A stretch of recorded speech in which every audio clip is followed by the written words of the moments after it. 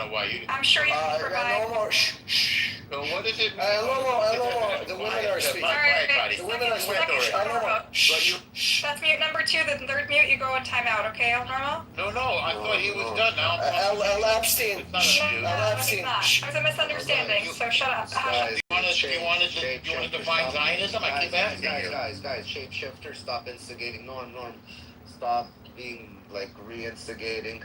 It's gonna end. Stop disrupting. Guys, everybody. Yeah, just Let Shape finish his question. Go ahead. So Theodore Herzl, you claimed wanted to displace Palestinians. Okay, I don't know that that's true, but if it is, Shape, then I would argue that during when Israel was founded, there were many different strains and interpretations of Zionism, some that did include the Palestinians and some that excluded them, right? And the one that won out was the one that was the supremacist one, right? Yes. The strain of Zionism. I'll go get you the but I'd love to read it because I actually hadn't seen those quotes, so. Mm-hmm. Yeah. So why would one guy's diary somehow indicate anything except for one guy's thoughts? So weird. Except that it's played out into genocide and ethnic cleansing over it. How is it played out? He died before the state of Israel was formed. Right, so the question we're evaluating, Normo, is whether or not it was doomed to evolve into something genocidal and supremacist or not. You said it just like less than 5 minutes ago. Why don't you give us the definition of Zionism, which I asked for in the first place? Isn't that reasonable? I didn't hear you, okay. Yes, you did.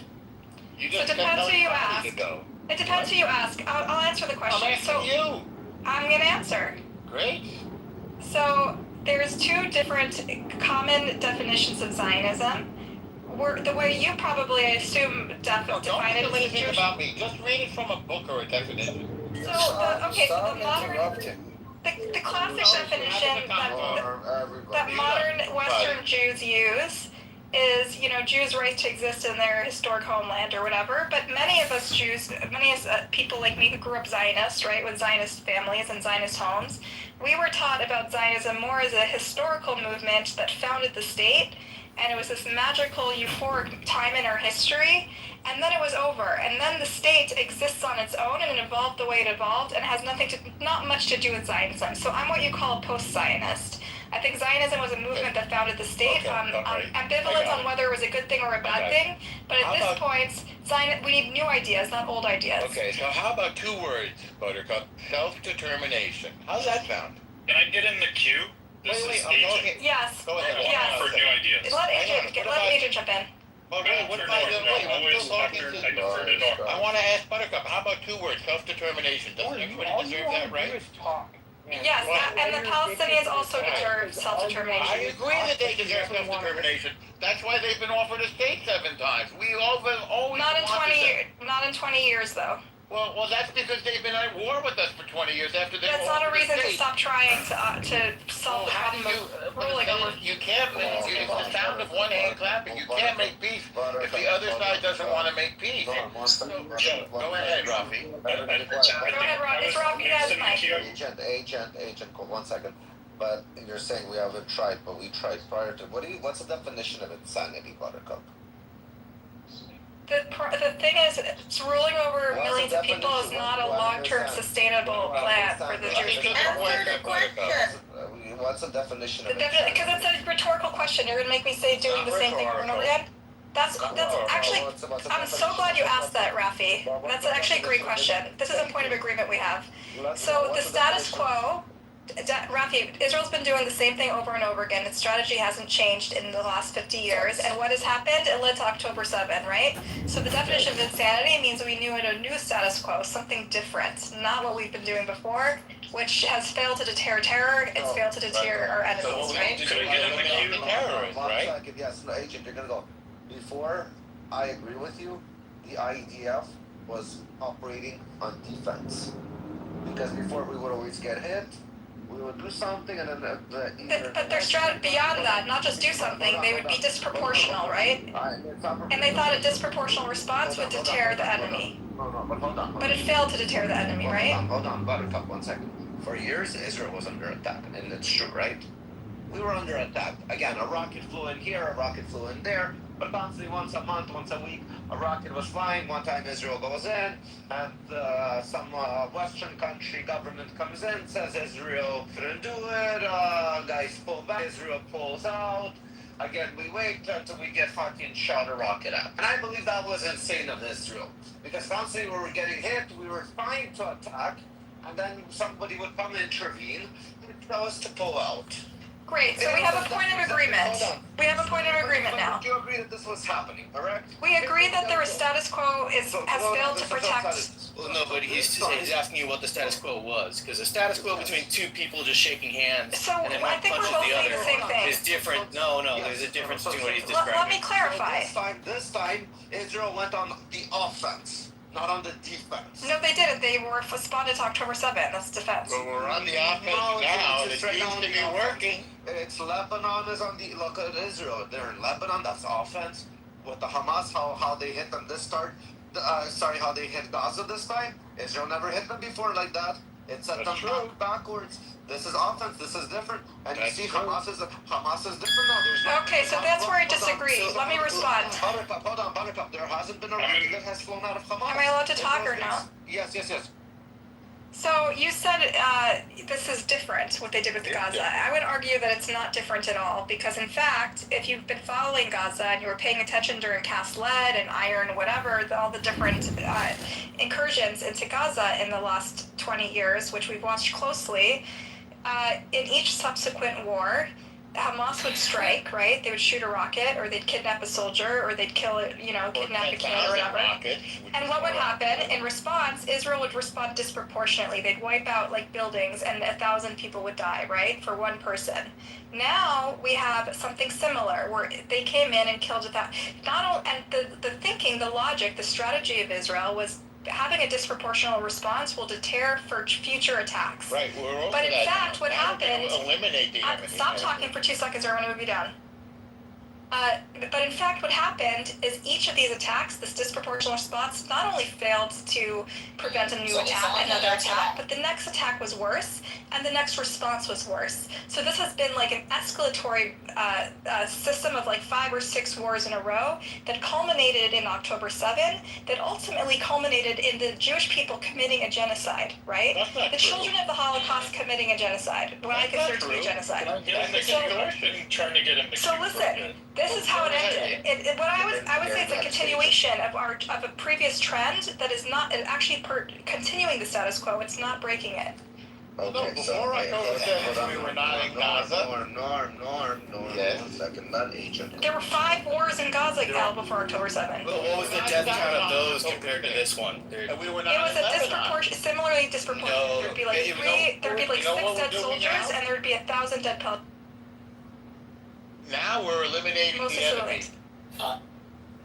That's a different We're eliminating Would it- the enemy. So if someone came Not up the board Plutia, go back to Australia, I'm Plutia. talking to myself, sorry, and shut the fuck Shut up. up. Still have to shut up. Amir, you shut the fuck up too. Still should know the debate through.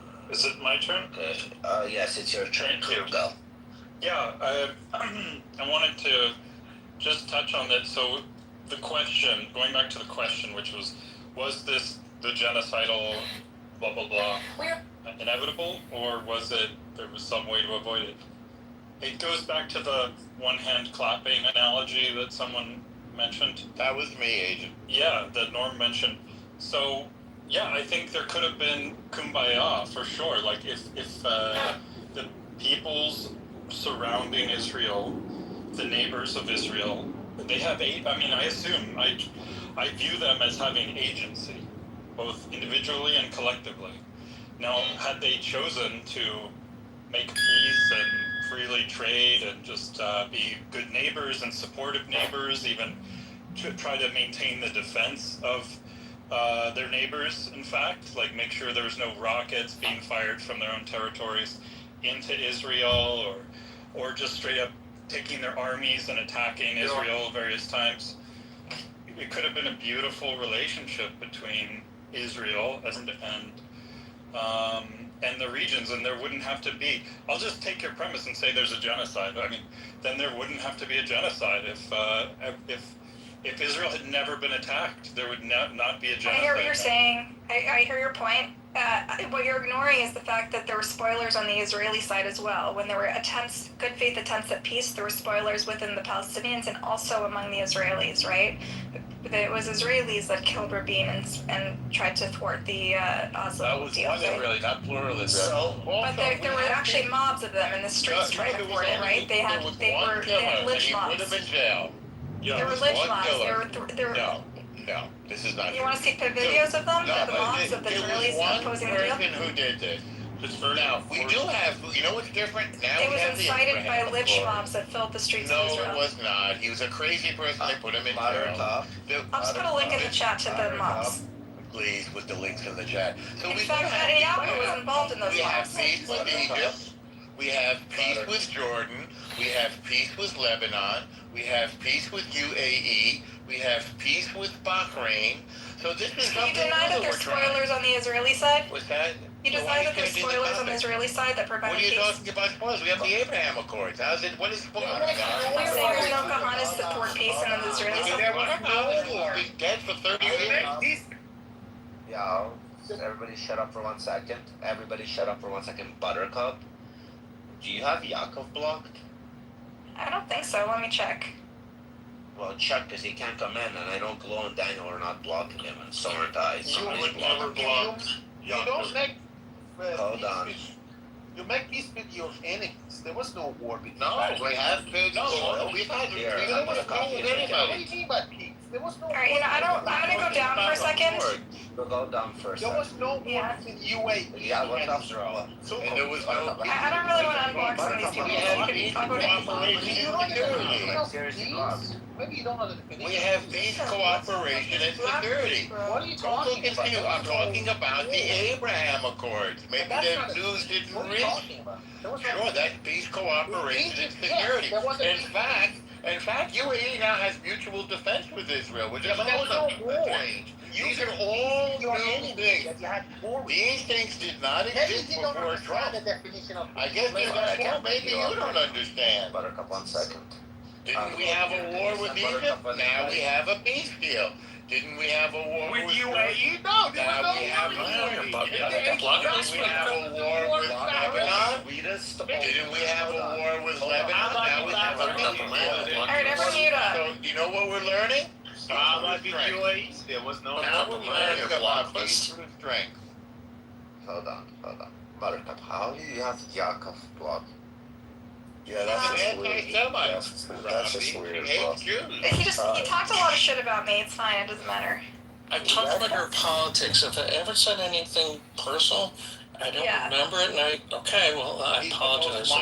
mild-mannered person on the app. If you I haven't, know. I thought we were friends. I was really hurt. Stop to hear interrupting about Okay, well, LMC. I apologize, and I don't remember it, but if I did and I offended you, that was not my intention. you're literally the least offensive person on the app. I mean, I can play it if you want me to roll the clip, but No, What are you gonna play now? no. I'll bet you $4 you have no such We're report. trying to I mend accept your fences in apology. LMC. I'll bet you- I'll tell you- It's truthful and honest. It's truthful and honest. So, I'm gonna give you the benefit of the doubt. I want to give you the benefit of the doubt. He's your people's, unblock him, let's move on. Okay. I have one question. Fuck off the shake. I have one question for Buttercup. If you just block all these people, don't you just create an echo chamber in your room? You want an echo chamber with just one side of the story? That's what she does. She's No, in the there's certain people media. who came after me, Glow, and they put me on a list to prevent me from coming to Israel.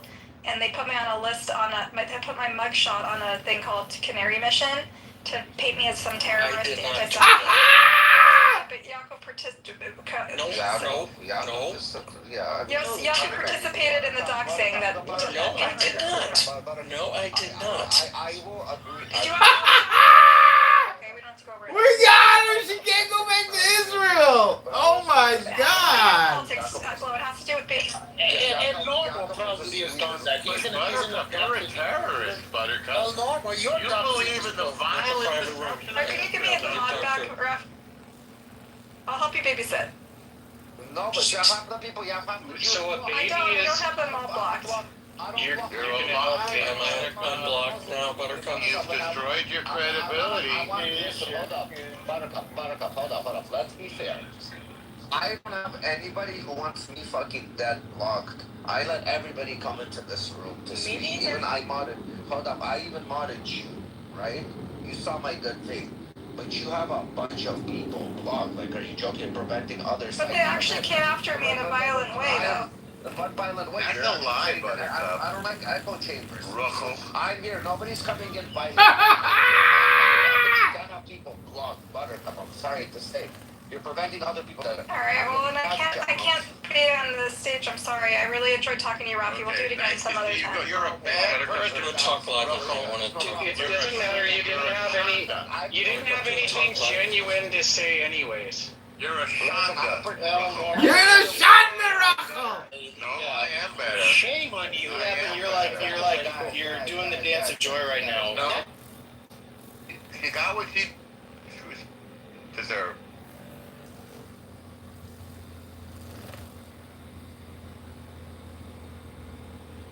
Yeah, you were. Hold on. And I just want to shut Hold the fuck on, up. Soren, shut up.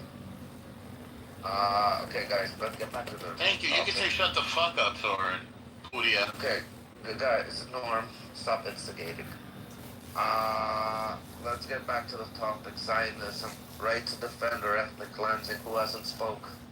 I think everybody in this room agrees that everybody deserves self-determination. So everybody in this room is Not denying. Epstein. He said, who hasn't spoken? El Normo gets off the... Everybody. Not Epstein. No. Everybody. Not Epstein and his followers. Soren, shut the fuck up. Soren, shut up. Sure. Perfect. Buttercup, I can't bring you up. Keep going fucking into the fucking game below. Bring her up. Fuck, she's so annoying. So Soren and El Norma, have you guys fallen in love lately? I did it. Guys. I think you need me to help Soren and babysit. Norma, have you guys fell Yes, in but love? I want you to unblock a bunch of fucking people. Stop blocking How about I people. screenshot my block list? I'll share it with you, okay? Share with me, I'll tell you who I need you to unblock. Fine, deal, deal. Comes in. Deal. Let's be fair. Then you can Fair. screenshot and block everybody. Can you do a talk live with me? I'm trying to start you. Hold on Later, 1 second. later, Let yeah, me no, deal no. with Let me deal with Buttercup right now. Here, let me mod her up. I'll mod her back up. I'll be fair. I hope you're Am I off your block list? Am I off your block list, Buttercup? Hold on, cat love. So I leave the room. I want to be on the back end. Derisive! Hey! How was your pride? Are you feeling more prideful? I looked up gay rights today. It turns out there are no such thing. There's just advocacy. And there's a couple, 10 things. I was like, what are the top 10 gay rights? One of them was like adoption rights and no harassment at work rights. Are you blocking BB? Oh no, BB's in the bleeding. Why do you have to mod her if she's got everyone blocked? Just Well, not be modded. we're gonna go through her list quickly right now. We'll demod. Like again, if there's some people that need to be blocked, we'll leave them blocked. If some people that is just not fair, I will. Like, this is so Alright, much so you want me to extra DM work. you in the back channel? Just be a normal speaker. Don't be a mod. Like, this is ridiculous. I'm not sure to be blocking. Well, I'm a good moderator. He needs help babysitting. Oh my god, you're a horrible Moderator. It's ridiculous. That's a way of talking to a lady. Well, no, that's the honest truth. guys. I believe in honesty, unlike I wonder why you still think. I'm not so. Thanks for bringing this up, Soren. You're the one that can't talk to women. You told me I should be raped by IRGC, so you should shut the fuck up. Because it's your life. He told me he was asexual. Is that true or not? Isn't that You're weird? Zionist. That's Isn't that bizarre? But you're a Zionist. You're a Zionist Aren't you? and a liar. Aren't you a Zionist?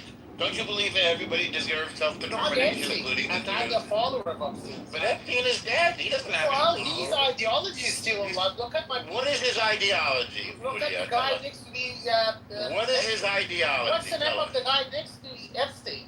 You mean in the AI that you created? It's You not have a weird, AI, he's you your have friend. a weird sexual fascination But with me, and It does look sexual. We have you on record. he's a very sexual person. No, we have you on record. What do you mean? I don't. No, you don't. You're Alright, a so liar. my block list, Rafi. I said over and over, there's nothing to defend. He's a dead man. How do you defend a dead We man? have you on record. There's no way to You go don't like that. even make sense. How is it normal that you asked Danny Okay, Bermude? Buttercup, do you want me to back What you? is it, waste of There's time? like 3 or 4 people I want you to unblock. You Yeah, can do yeah. that. Text me who and I'll unblock them. Okay, Oh my God, does this have to be all about her and her crazy Are you shenanigans? jealous? No, it's wasting time. I want to watch this game. I want to watch the United States kill Bosnia and Herzegovina in soccer. The same way we're watching Israel and the United States kill the IRGC in real life. No, you're jealous This is because you what keep we on got. talking. Damn. All you want to do is talk. No, you're jealous. no. Let's If hear you have from something Dude. intelligent to say, go ahead Well, and you're say it. jealous. The You have much to candidate. say because the foolishness in this room on both sides is really fun. And so I have nothing. And thanks for muting. Oh. It's foolishness from both sides. So let's hear something intelligent from you. First of all, I was trying to tell this guy that he should stop attacking people because he's trying to Everybody stay off mute so we know you're muted because you can speak. Because when you're I just was muted, speaking, but I was accidentally mute.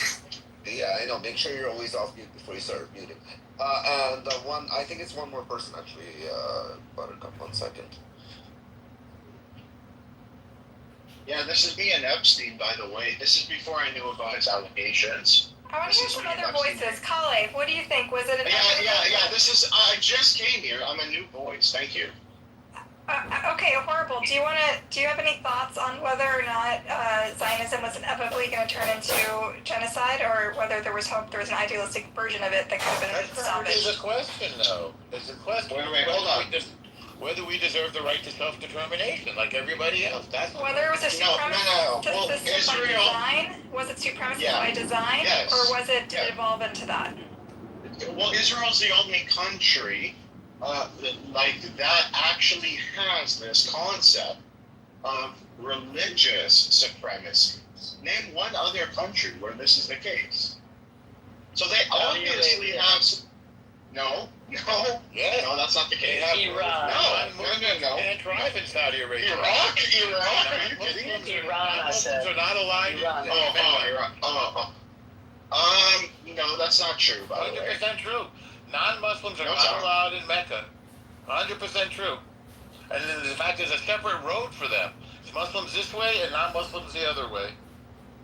Okay, cool. So Israel and Saudi Arabia are both pretty bad, right? Wouldn't you agree, Normo? That's kind of bad. Exactly the opposite. So Judaism, first of all, is not merely a religion. It's an identity and a family. So it is not religious supremacy. It is just nationalism. And every country is nationalistic and should be. French believe in France.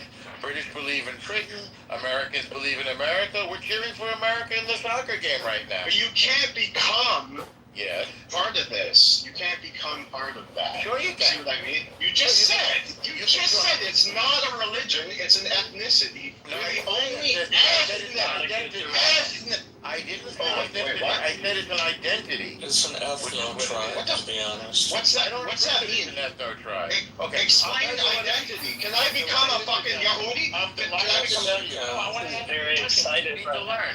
Can we I'll tell break you it down? exactly what it means. We're a family and a nation and a tribe with a land and a language and a set of laws and a calendar. That's what an identity is. Do you understand now, Horrible? Yeah, I do. Okay, good. No. Okay, that's cool. Okay, great. Yeah. Okay, I'm not here to argue. I do think now that since it has happened, Yeah. you guys can for sure have self-defense. Okay? Absolutely. But hold on, I'm trying to say there's a lot of problems here. I'm not just an anti-Zionist like this. I say Zionism, the problem with Zion is I don't think a country has to fund you. So, for example, I think, even if I don't care if it's a fraction of a percent, I don't give a fuck. Why do we fund Israel? Exactly. How about that? How about that? Like, why do we have to fund? Aren't you guys good enough? You're the only. Not because we have to. Nobody has to. Who's fund we? us. Who's we? We America. We America. We free America. If you told the average American, do you actually think this would be the case? I don't think we don't make Really? It's- Okay. We make decisions by talking democracy. point. Israel's moving to a different model. It was Or are you vegan? declared almost 2 years ago. From New What York. are you? I'm a Jew from New York. Hold on. Then what do you Israel, have with Israel? starting about 2 years Well, ago. because every Jew in the world has a place in the land of Israel. By man's law, that's Israeli law. Bullshit. Hang on, I'm answering your question. No, Hang on. I've been barking for Every a very Jew long has a time now. place in Israel Sir, by I've been law. barking for a very long time. No, I'm not barking. I'm answering your question. I don't have a right of return for the Arabs. Greece has a history of sabotaging. Many countries have a right of return for their people. Absolute disgraceful. Who's the people of Israel? You would The have. people of Israel are the Jews, obviously. No, it's not. No, it's not. It No, is. not for a long Well, time. that's the definition. To Mr. Norm. That's the And definition. by the way, somebody with a nose like yours does not get to condescend other people's accents. Sure I do, but people love my nose. You cannot Listen, condescend sweetie other pie. people's accents. Women love my nose. You know what they say? Big nose, big heart. People love my nose, and of course I'm gonna condescend to And it. very I'm tiny gonna brain. condescend And to it. very What can I tiny do? brain, apparently. Of course I'm Very gonna. Well, tiny. Or do we want to I'm move this in a more gonna be intelligent hard. direction? Gosh, you Ashkenazi, big Let's move nose, this along. big heart. Yeah. You've shown. I also have a big soul, by the way. That is I'm very not listening to you, El Normo. Then because why are have you asking me literally talked to you questions? For the last half an Don't hour. ask questions if you don't want to hear the This answer. should be renamed as like El Normo talking point.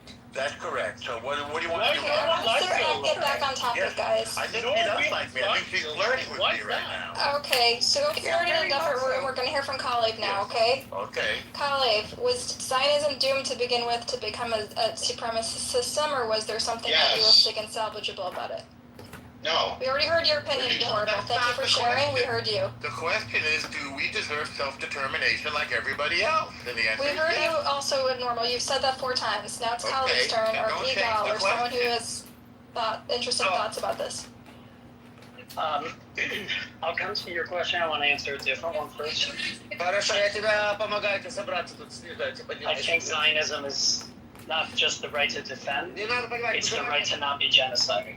Why are you yelling at But but the right to not be genocided doesn't mean you can't become your worst nightmare. I believe Zionism was not supremacist from the beginning. I still believe there is a version of Jewish self-determination in the land that is inclusive of everybody who was there. We need prophets. We need new dreamers of this stuff. Yeah, I think that's Can what we I push think back about a little bit? So do you think that for early Zionists, like as idealistic and pure as their intentions may have been, maybe miscalculated? They believed no one was there, right? They miscalculated the I don't extent. think they knew. They saw them as like Two people were there. They were there. They could see the people. not to they thought that they would easily take over the land, and these were barbarians, and they would welcome their sort of more civilized. I think that's a character rhetoric. Well, they did Yeah, do no, things it's to. true. There was an organized That was the process, proposal. right? Norm, with your forgiveness, could I just go back and forth for a couple minutes? Absolutely. Thanks a lot.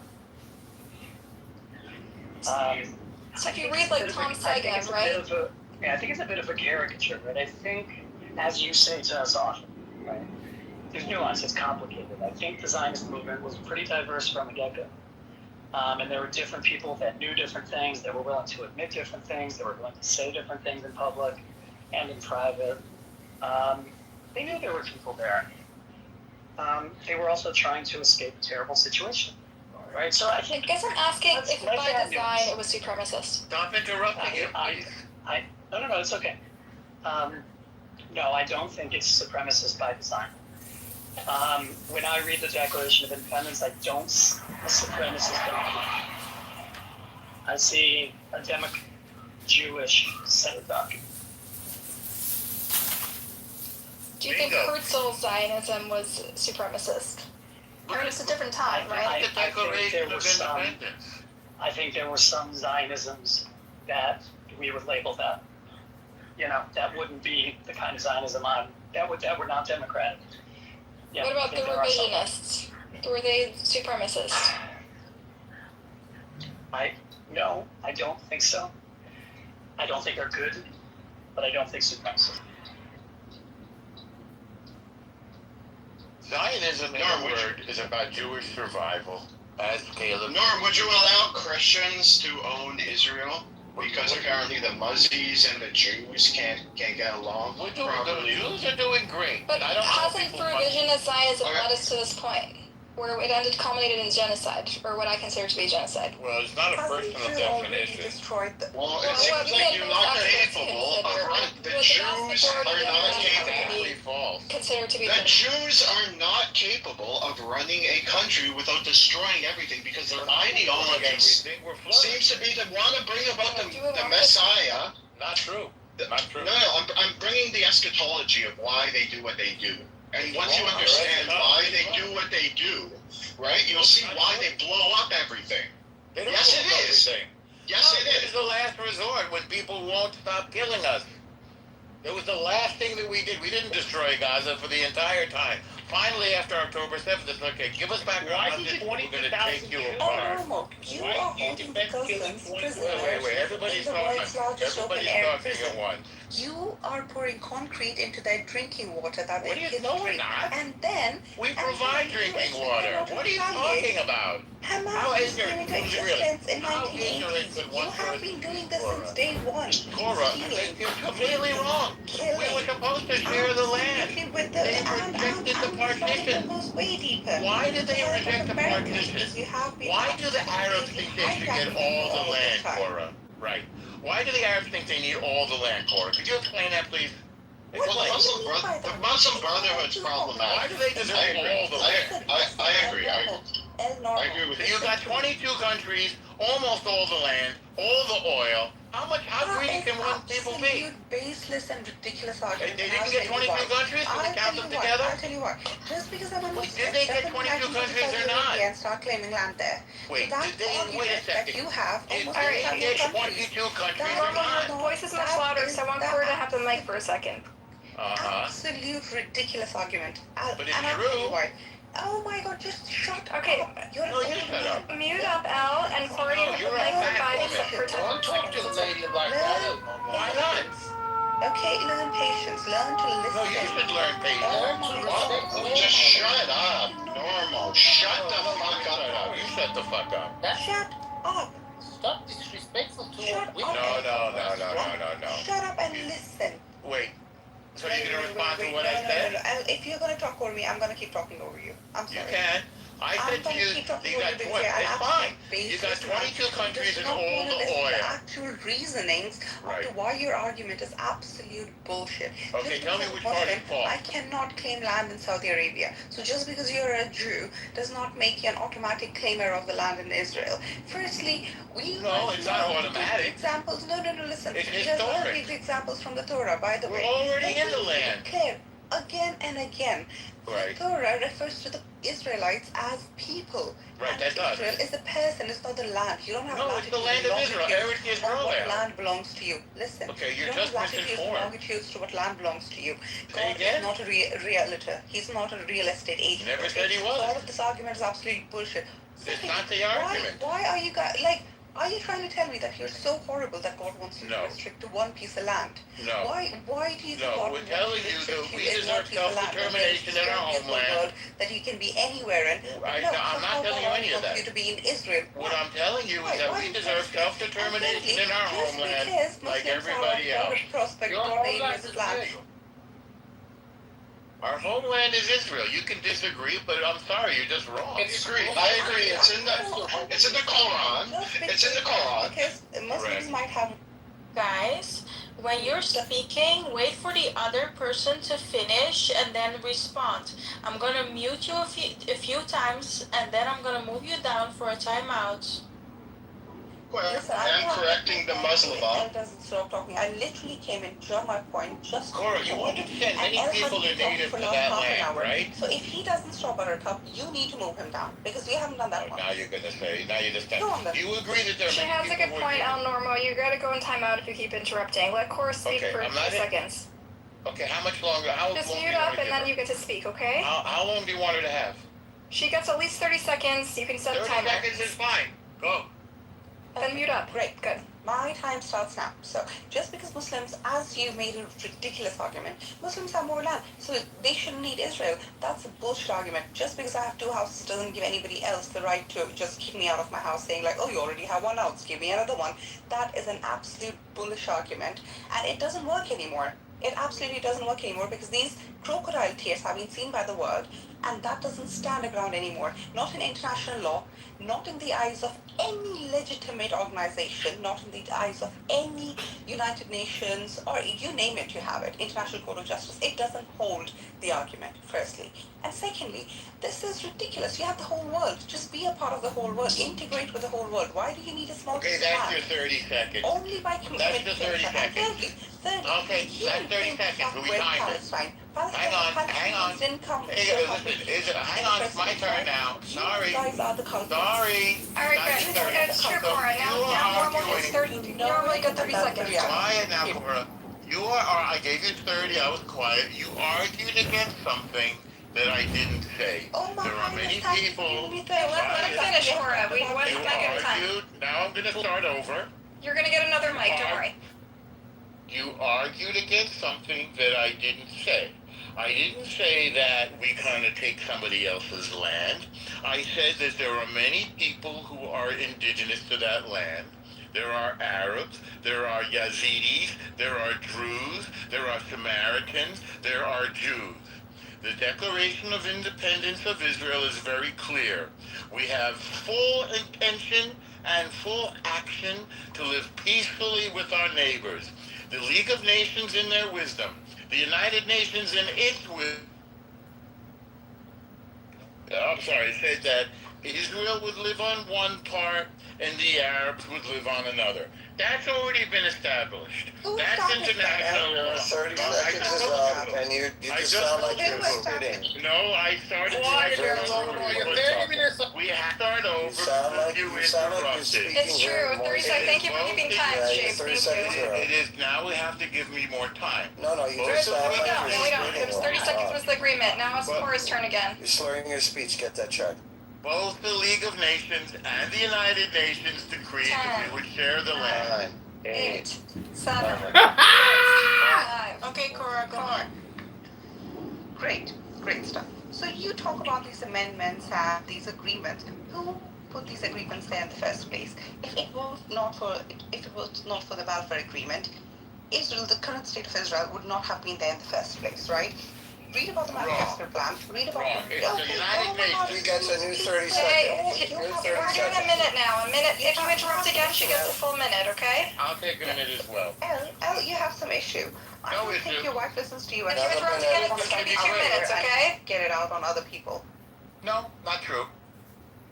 All right, Cora, go. If he interrupts you again, you get 2 minutes. Now it's 1 minute. Right. So all of these agreements where you're like, we have Abrahamic Accord, we have this and that. In the eyes of the nation, you don't know how the global East sees you, right? It is complete bullying because you have the power of America behind you. We are not even going to get into the rabbit hole of how you got this power of America to basically back you up in all the wrongs that you're doing towards so many countries, towards what you've done to Jordan, towards what you've done to Lebanon, towards what you've done to Palestine in the very first place. This all started with you. Palestine opened up their arms to you. And then you kicked them out of their own homes. The Nakba happened. So many atrocities over so many years. You're forcing their children to have waters that are contaminated. You're forcing them into an open-air prison. No food, no water, no right to exist as a first-class citizen, all second-class citizen rights, and even less. And then you question why they put up with resistance. You have the right, you have the audacity to question them. There are so many accounts openly where you have zip-tied babies. Zip-tied babies. Why do you need to do that if you're just trying to fight Hamas? That's the minute. Okay, that's the minute. So again, you are arguing all sorts of anti-Semitic myths. We're not zip-tying babies. We're not poisoning anybody's water. We have peace with Lebanon. Oh my We have God. peace with Jordan. We have these are written arrangements. Yeah, peace of Lebanon, you want peace of Jordan, you want that peace. No, we have P-E-A-C-E. This is the English language. We have peace. Why? Because our neighbors do not want the Muslim Brotherhood on their land. They do not want Hezbollah on their land. They do not want terrorists, and neither do we. The world hates terrorists. Hang on. Okay, I get another minute. Not being interrupted. Great. Thank you for the extra minute. So when you said the Palestinians did not welcome us with open arms, in fact, there was no such thing as Palestine then, and there's no such thing as Palestine now. I want to make this very clear to you. There never was a Palestine. There is no 30 Palestine seconds, now. Norma. Thank you. Well, you gave me a minute because she interrupted. If you want to create a Palestine, Israel is open to it, but you will have to live peacefully with your neighbors. If you want to resist, we're going to resist right back. And we are bigger and stronger. If you threaten Jewish lives, we will eliminate you. We will come and take your guns away. Point your gun at us, and we're coming for you. Okay, go ahead, Cora. Coming back, lovely. If America pulls their ass out of your system, you will be shivering like Not at all. rats. Not at all. That is Quiet, no. Quiet, Gloria. We're going to send you down. Listen, I gave you a minute to speak all the bullshit. Quiet. What do you disagree with that I said? What do you disagree with? Yeah, I give you the minute to speak your bullshit. Now, What do you disagree with your bullshit? Number one. Let her land her point. Let her land her point, Storm. It's okay. Listen to it. Now we have to listen to your bullshit? Your own time. Now I need to restart my minute, right? My minute restarts. Wait, what do you disagree with that I said, if If anything? America pulls out their resources, you guys are FUCKing. Number one. How Number filthy two, your and mouth is. the What a whole reason vulgar, you are filthy what woman you you are. is because You're like of a America. beast. Number one. Number two. How you have bullied America to do your dirty acts, we are all seeing that. We've all seen Epstein files, we're all seeing that. Number three. Wait, what does that have to do You with talk it? about Don't call out the that. Let her finish her thing. Shut the fuck up. All right, you have a minute left, Cora, and Eleanor, don't interrupt again until she's done. Well, no, And then she's got to be docked for cursing. There's no cursing allowed. Yeah, Very she filthy didn't. mouth. She spelled it out. She spelled it. You don't. She said shut the fuck up. Literally mocking She said people shut for the their fuck up. accents. Okay, everyone, We heard okay. her, Try to be nice. The end. Number three, right? Wait, what was you one talk and about- two? What was 1 and 2? Number one, you are nothing if you didn't have the backing of America. That's Number false. two, we know how you got the Okay, you backing can of refute America. it later. Yes, now Epstein, just listen. Okay, how long is the series, Cora? How many numbers? How many bullets are in there? Let me finish. But No, just give us an idea so he knows how to set up the I don't response. know. I think we'll think about it once my minute finishes. Like 5, 10. Oh my God! You got honestly just. I'm trying to organize the conversation so that we can. Okay, let me get to number three before I actually forget about it. Go. Number three, you said there was no Palestine before whatever before Israel came into being. Ever. It never No, was, then never has. not This is now. absolute bullshit. I can send you information. I have a map of Palestine from 1526. 1526. Who was the That's president? territory. Who I was the talked king? about it today. Was it a I state? talked about What was it? I will send you the whole detail in So what the was list. Exactly. What What was it? it? It's the map of Palestine, and it says. So was there a president or a state or what? Did it have a border? What is it? It was a land. Oh, it's a land like other Israel. It's Okay. a piece of land. No, So, Israel okay, didn't- it's a piece Israel- of land. Oh my So there's God. no Palestinians. Israel didn't exist. Israel. There's Well, no, no the mention Jews of Israel. existed, Before and Israel is our 1947, homeland. there's no such thing as Israel apart But from. apparently it the exists, Israel. right? Isn't that Apart what you're from the upset fact- about? Stop interrupting. Are you gonna keep talking over me? Okay, I'm back. Well- Before 1947, there was no I'm mention back of Israel anywhere apart from the Prophet Well, Israel. that's not However, true. Palestine. That's not true. It's in your Othello. Holy Quran. Shakespeare in You can Othello. read your book. It's in your That book. is It's in your the Holy prophet. Quran. That's the God you gave don't them. No, it says God Stop gave them the land interrupting. of Abraham. You haven't read. Yeah.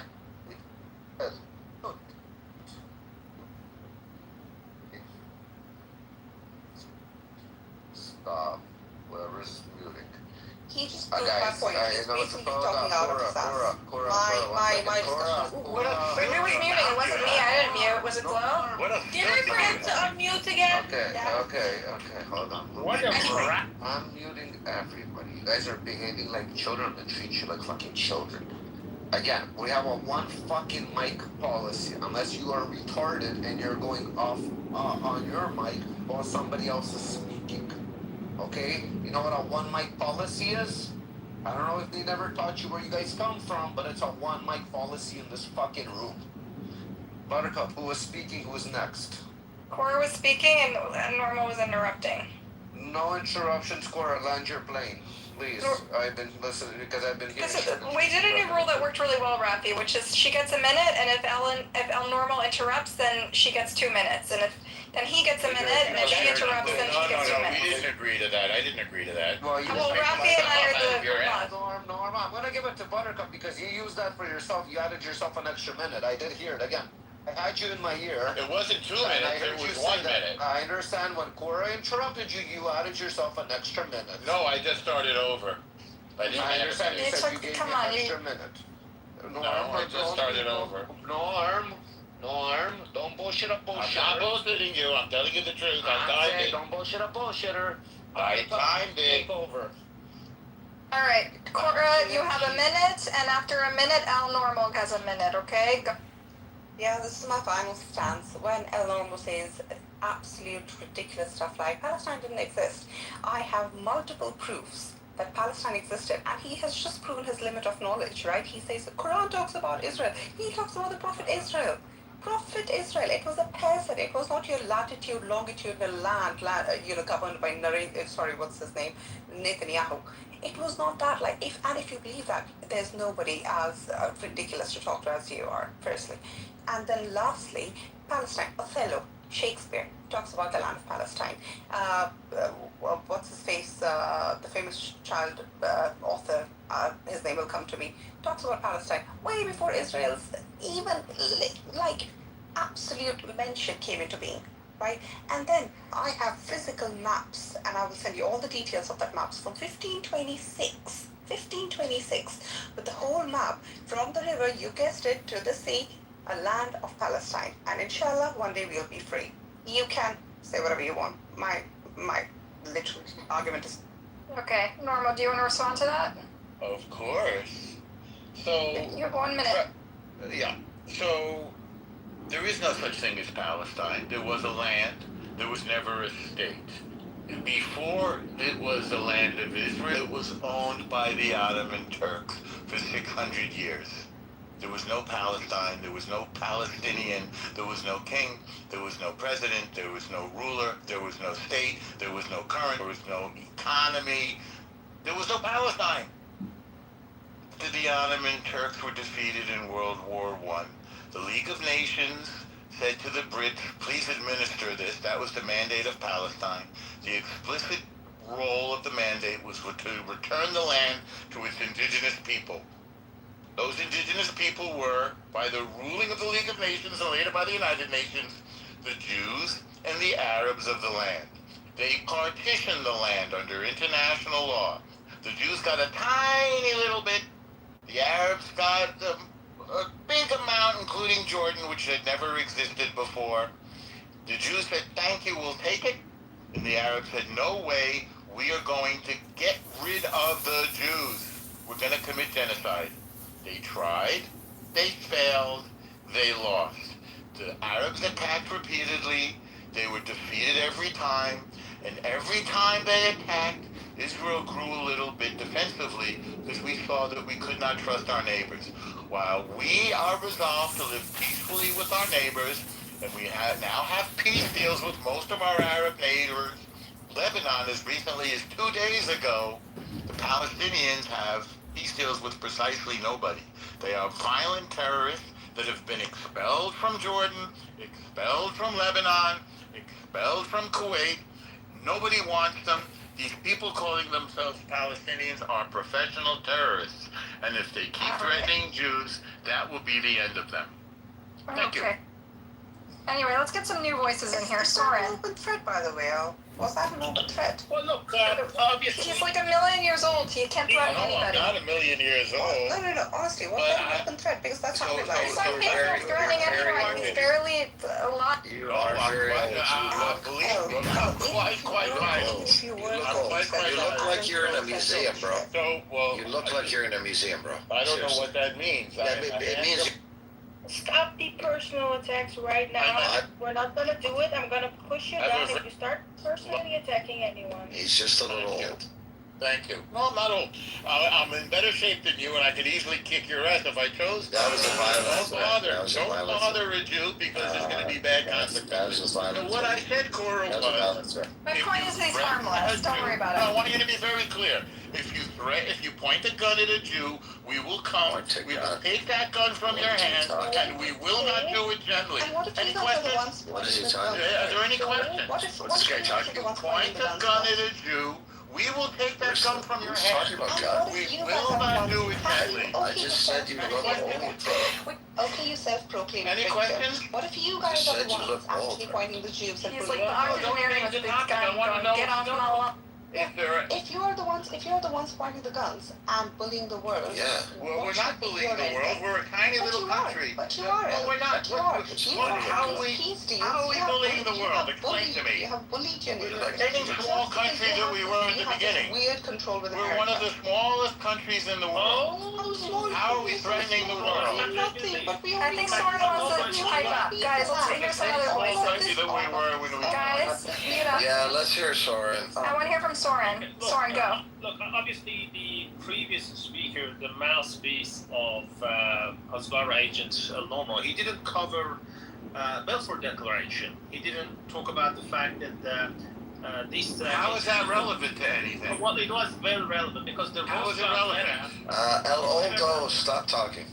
I mean, the Rothschild letter is very clear. I mean, the Balfour Declaration is pretty much clear. It says this land should be shared among the. Yes, and that's what we're doing. Yeah, That's what we're doing. Yeah, I mean, the matter of It's the fact- League of Nations that matters and the United I mean, Nations. the reality is that when you look at the populations of indigenous people of Yeah, like Palestine, the Jews, yeah, we like had the Jews. Palestinians, Muslim. We had Palestinians. Alright, don't interrupt El Norma or I'm going to give him more time.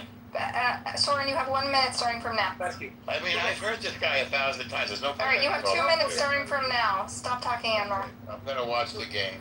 You have 3 minutes starting from now, Soren. Thank you. So Balfour Declaration, when you look into it, it was actually signed in the 2nd of November. Watermelon I can rainbow. say, okay, let's see the populations of the area which was known as the territory of Palestine at that time. It is very clear. The population is very clear when it came to the $90 billion to ethnic vote around. minorities, which at that time were Jews. In 1917, ladies and gentlemen, we had 56,000 Jews living in Palestine. Only 56,000. And then, if we move forward to the 1947, 1948, when these settlement colonial projects happened, 660,000 Jews. The question you might ask is this: how did the population grow from 56,000 from 1917 all the way to 1947, 1948? I mean, we're talking about something like 30 years. This massive population growth did not happen organically. It did not happen because they started having 7, 8 days. It happened through the massive immigrations, mainly because of what happened in the Second World War, the Nazi Holocaust. A lot of Ashkenazi Jews decided to leave. They're right. Russia, and they That's came. their right.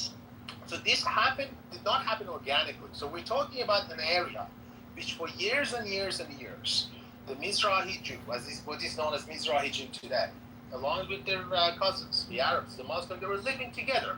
They had pretty much the same culture, same rituals, same lifestyle, but he believes in Hashem, they believe in Allah, the other one believes in Jesus. But they know the area, they know the neighborhood.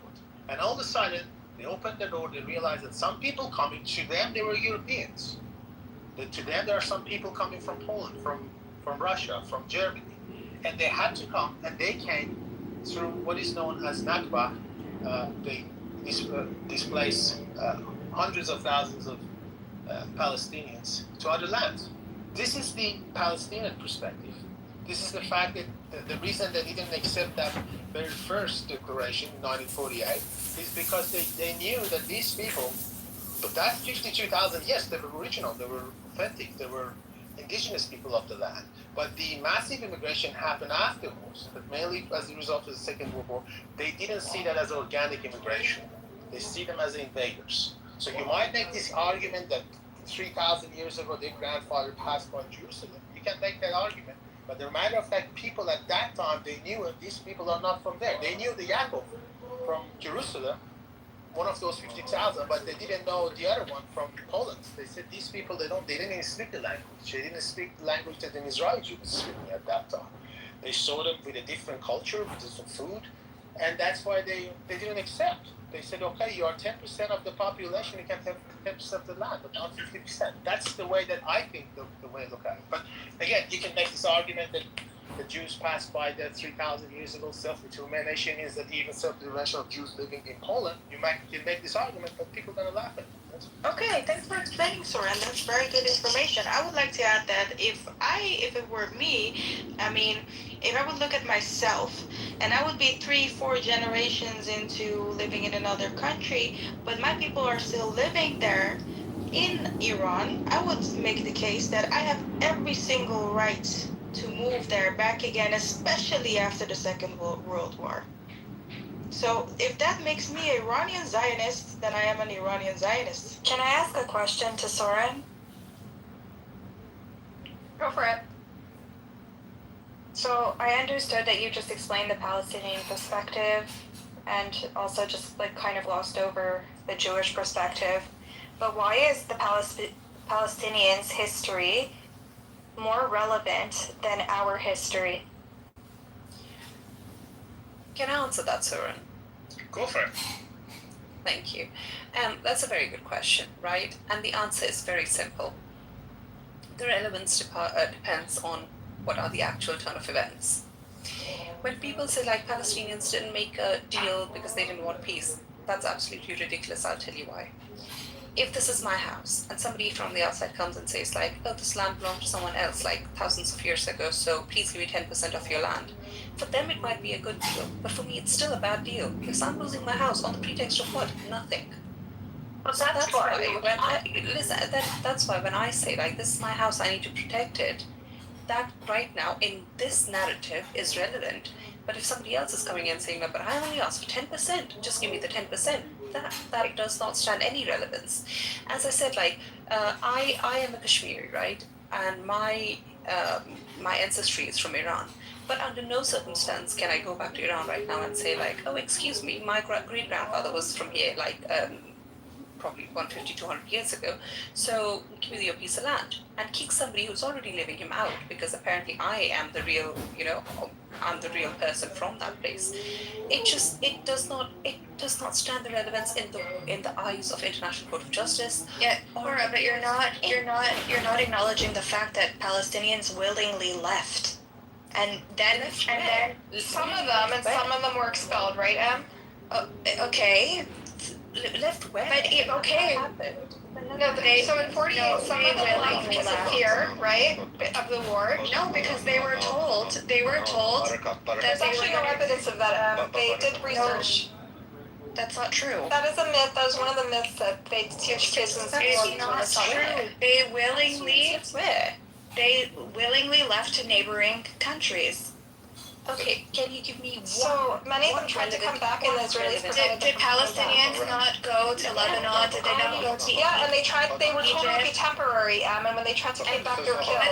But Buttercup, but the problem is that they. Can I just? Not all of them. Actually, I'm trying. One authentic. Cora, let's actually settle this because this is important. I'm trying to Cora, this is a myth about the expulsion in 1948 that we need to. Buttercup, can you let me finish my sentence? I was responding. And everybody's interrupting. The mic is yours, girl. Okay. You agree that there were Palestinians that willingly left, okay? Yes, and do you agree that hold on. Genuinely. Hey, Cora, stop interrupting, please. We're having a conversation, okay? No, you're interrupting, Buttercup. I know, but this is something. Listen, Em and I have the same Zionist indoctrination, so I need to settle this with her. It's very important. Indoctrination? You're literally because I was told the same stories as you, and that's why we need to settle it. Because you're cosplaying as a Zionist. Don't call yourself a Zionist. I'm a post-Zionist. Not a Zionist. You're disgusting, is what you are. But anyways, I'm going to you. I've never said anything to you.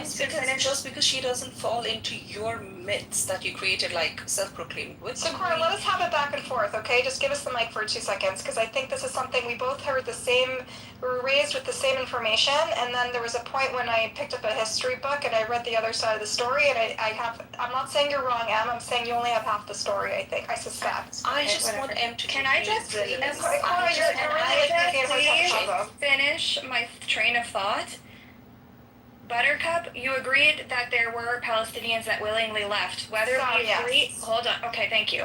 Whether they, we I agree, fear though, and they tried to come back. But I'm not telling you. Jesus Christ! You hold people to like a standard, but then you're like, you contradict yours. yourself. Keep going. Okay, we don't agree on why they left, but let's move on from there. Okay? But wait, can we just settle that you agree that 30? I said you agree 30,000 were expelled from what? I give up. I give up. Buttercup, you're right. No worry.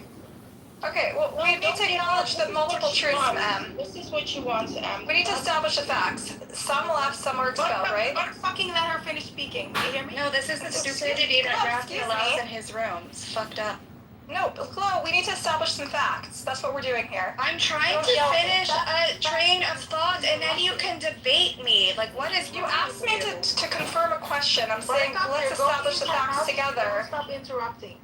Glow, stop. We're trying to establish a fact. Em, go on, please. No, we're trying to establish whether they left or were expelled. Let's establish that. Em, finish your... No, it's okay, girl. It's okay. Honestly, I just... Well, we're trying to establish a basic fact before we move on. One at a time. No, Rafi, honestly, shame on...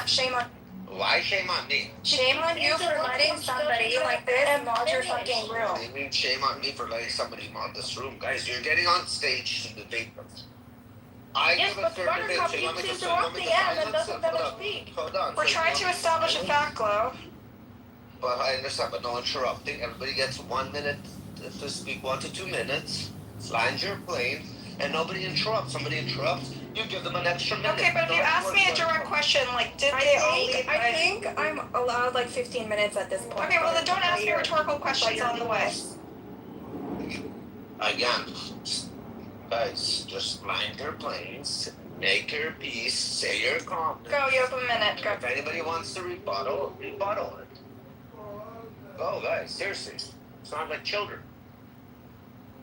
I'll do this. The mic's on you. Go. No, I'm good. I have nothing to say to you. All right, so I'll go first. So, like Em points out, there is a narrative that most of the Palestinians in 1948 left of their own volition, right? As some people say, there was a radio warning from the Arab armies that were coming in, warning them that they were about to come in, and then the Arabs fled, and that's why the Nakba happened, right? That is a narrative that I was raised with. It's a narrative that Em was raised with. It's a narrative that probably Rafi was raised with, right? However, the new historians in Israel, looked through the archives. In the 80s and 90s, the IDF declassified their archives about what happened in 1948 during the war, and they revealed some explicit orders, particularly in Lud and Ramla, to evict tens of thousands of Palestinians at gunpoint. And initially, the plan was only to come in to towns and villages that were hostile to the Israelis, because there were some towns and villages in 1948 that were not hostile to the Israelis, and they were supposed to spare them, but that's not what happened. They ended up being indiscriminate and running through many villages and expelling the citizens of many villages that in fact were friendly or sympathetic to the Israelis. And so in the 1990s and 80s, when they declassified this information, Benny Morris and Avi Shlaim and all these new historians in Israel kind of reset the record. It's not that you and I were lied to, it's that they only told us half the story. They only told us about the people that fled, and they didn't tell us about the people that were expelled. I need you to tell me that I was lied to. You were not lied to. You were told half the story. No, I wasn't. All right, now you can have the mic. No. Okay, so as I was saying, the other half of the story is that tens of thousands of people were expelled from Lud and Ramla, and that is in the IDF records that became declassified in the 90s that kind of reset the narrative, right? But, you know, I don't know how old you are, Em, but I was born a little bit before those things became part of the narrative, so I was told, like you, kind of a sugar-coated version of what happened in 1948. I would love to hear what you think about 1948 and how it unfolded. But I think the consensus today is that many of them left of their, were forced out at gunpoint. Some of them fled in fear because there were massacres. The IDF soldiers came in and massacred people in very brutal ways, and there are many, many IDF records and accounts that document that. And some of them did in fact leave of their own volition. So yes, it was a combination of the three. The fact is that that ends opinions are based on opinions, not facts. So when you ask her to present something, she does not include. That's because she doesn't have anything to do. That's not true. Because you spoke over me. You spoke over me, and I would have finished my point, and you could have said, "Can you provide sources?" I would have provided the sources for you. But I'm not going to fight. I'm not going to fight two people talking over me and not even letting me finish the sentence. So we're gonna give you the mic for a minute. I'm not talking to you because you guys don't. I want to hear you. It's No, I want to hear what you have to say. I'm actually curious. Listen, how do you guys expect her to even say anything when every time she wants to talk, you talk over her and she loses her train of thought? Why would she even engage with you when you can't have a civil conversation and you want to be a dictator all the time? Stop interrupting her. It's because she doesn't want to speak, Glo. She literally said that. She doesn't want to. We're begging her to speak, Glo. She won't speak. She's not going to speak to you. You have to. All right, Cora, you and I are going to shut up and we're going to give her a minute to speak on her own. We're not going to talk, okay? How can it be? Are you civilized? Yes, Glo, stop calling us names. Okay, Cora, we're going to be quiet and we're going to just leave silence in the room until M's ready to talk. I don't even think she wants to talk to you guys anymore. Yeah, no fucking shit, Glo. I can talk. You can literally just ChatGPT why Palestinians left willingly. Well, I can see In 1948. This is something that. Sorry? No, I'm just saying. You know what? I don't. It's not even worth. It's not even worth my research to talk to you guys. Why is that? Why is that such a cop out? No, don't downplay Palestinian pains. Don't say it's not worth my time. It's not worth my time because talking to you is not worth my time. Downplay people. Talking to you is not worth my time. Unlike you, we have suffered. Unlike you, we have suffered. Who's we? Are you Palestinian? No, you're not. Okay. Kapora, I'm just curious. Like, you can ask, or not Kapora, excuse me. If you look at, you can just do ChatGPT, whatever you want. Just ask it why did the majority of Christians leave Palestine? These aren't the rabid Muslims. These aren't the terrorists, the jihadists. Ask why did they leave? What were the conditions that made them leave? Pepe, I'm not talking about Christians, and I don't care. I really don't. But the Christian Palestinians, they are Palestinian. But they were mostly a minority, and that's a separate conversation than what I think I jumped in on. The whole 1948 conversation and how, like, the whole Zionist narrative, like, we were only told half the truth. Okay, fine, whatever. But if you want to say that all of our history is BS, or that we only got half the truth, is there really nothing of the Palestinian narrative that's maybe they got half the truth? Maybe not everything that they were told growing up, or that they were told from their family members is also true? Do you think that's also a possibility? Or who are you asking? Who are you talking I'm asking to? generally, but I mean, I came in here when Buttercup was talking about 1948, Benny Morris, new historians, and Cora, I think you're Palestinian, right? Is there a possibility, maybe? She's not Palestinian. I'm not Palestinian. Okay, whatever. Well, okay, but you seem to be catering to their side for whatever. It's because we have a very similar story from where I come. Right. We are an operation as well. Yeah. What's your background? Sorry. I'm sorry, I'm not comfortable disclosing that. Okay, so the general story is that you can whatever happened with what happened to the Palestinians in the general narrative and scope of the world, history of the world, isn't so different than what happened to many peoples across the world. So to take the Palestinian narrative and highlight it that it's so unique across history is really a disservice generally to history. First of all, yes. I'm not done, hold on. Secondly, this whole Benny Morris, 1948, new historians, taking a mirror to Israeli Jewish society, like, look what you've done. Even that book, and even Benny Morris would say himself, right, that it's not fully, it was research, but it's not 100% complete. That's not the best word I'm using. But even he would say that there was no, you could say, displacement until maybe 47, 48, first of all.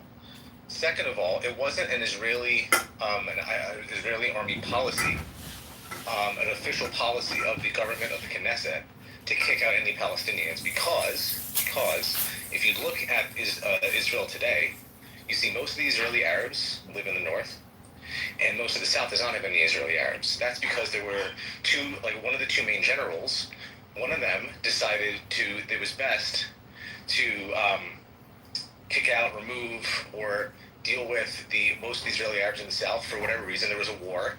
This happens during a war. And in the north, that wasn't necessary.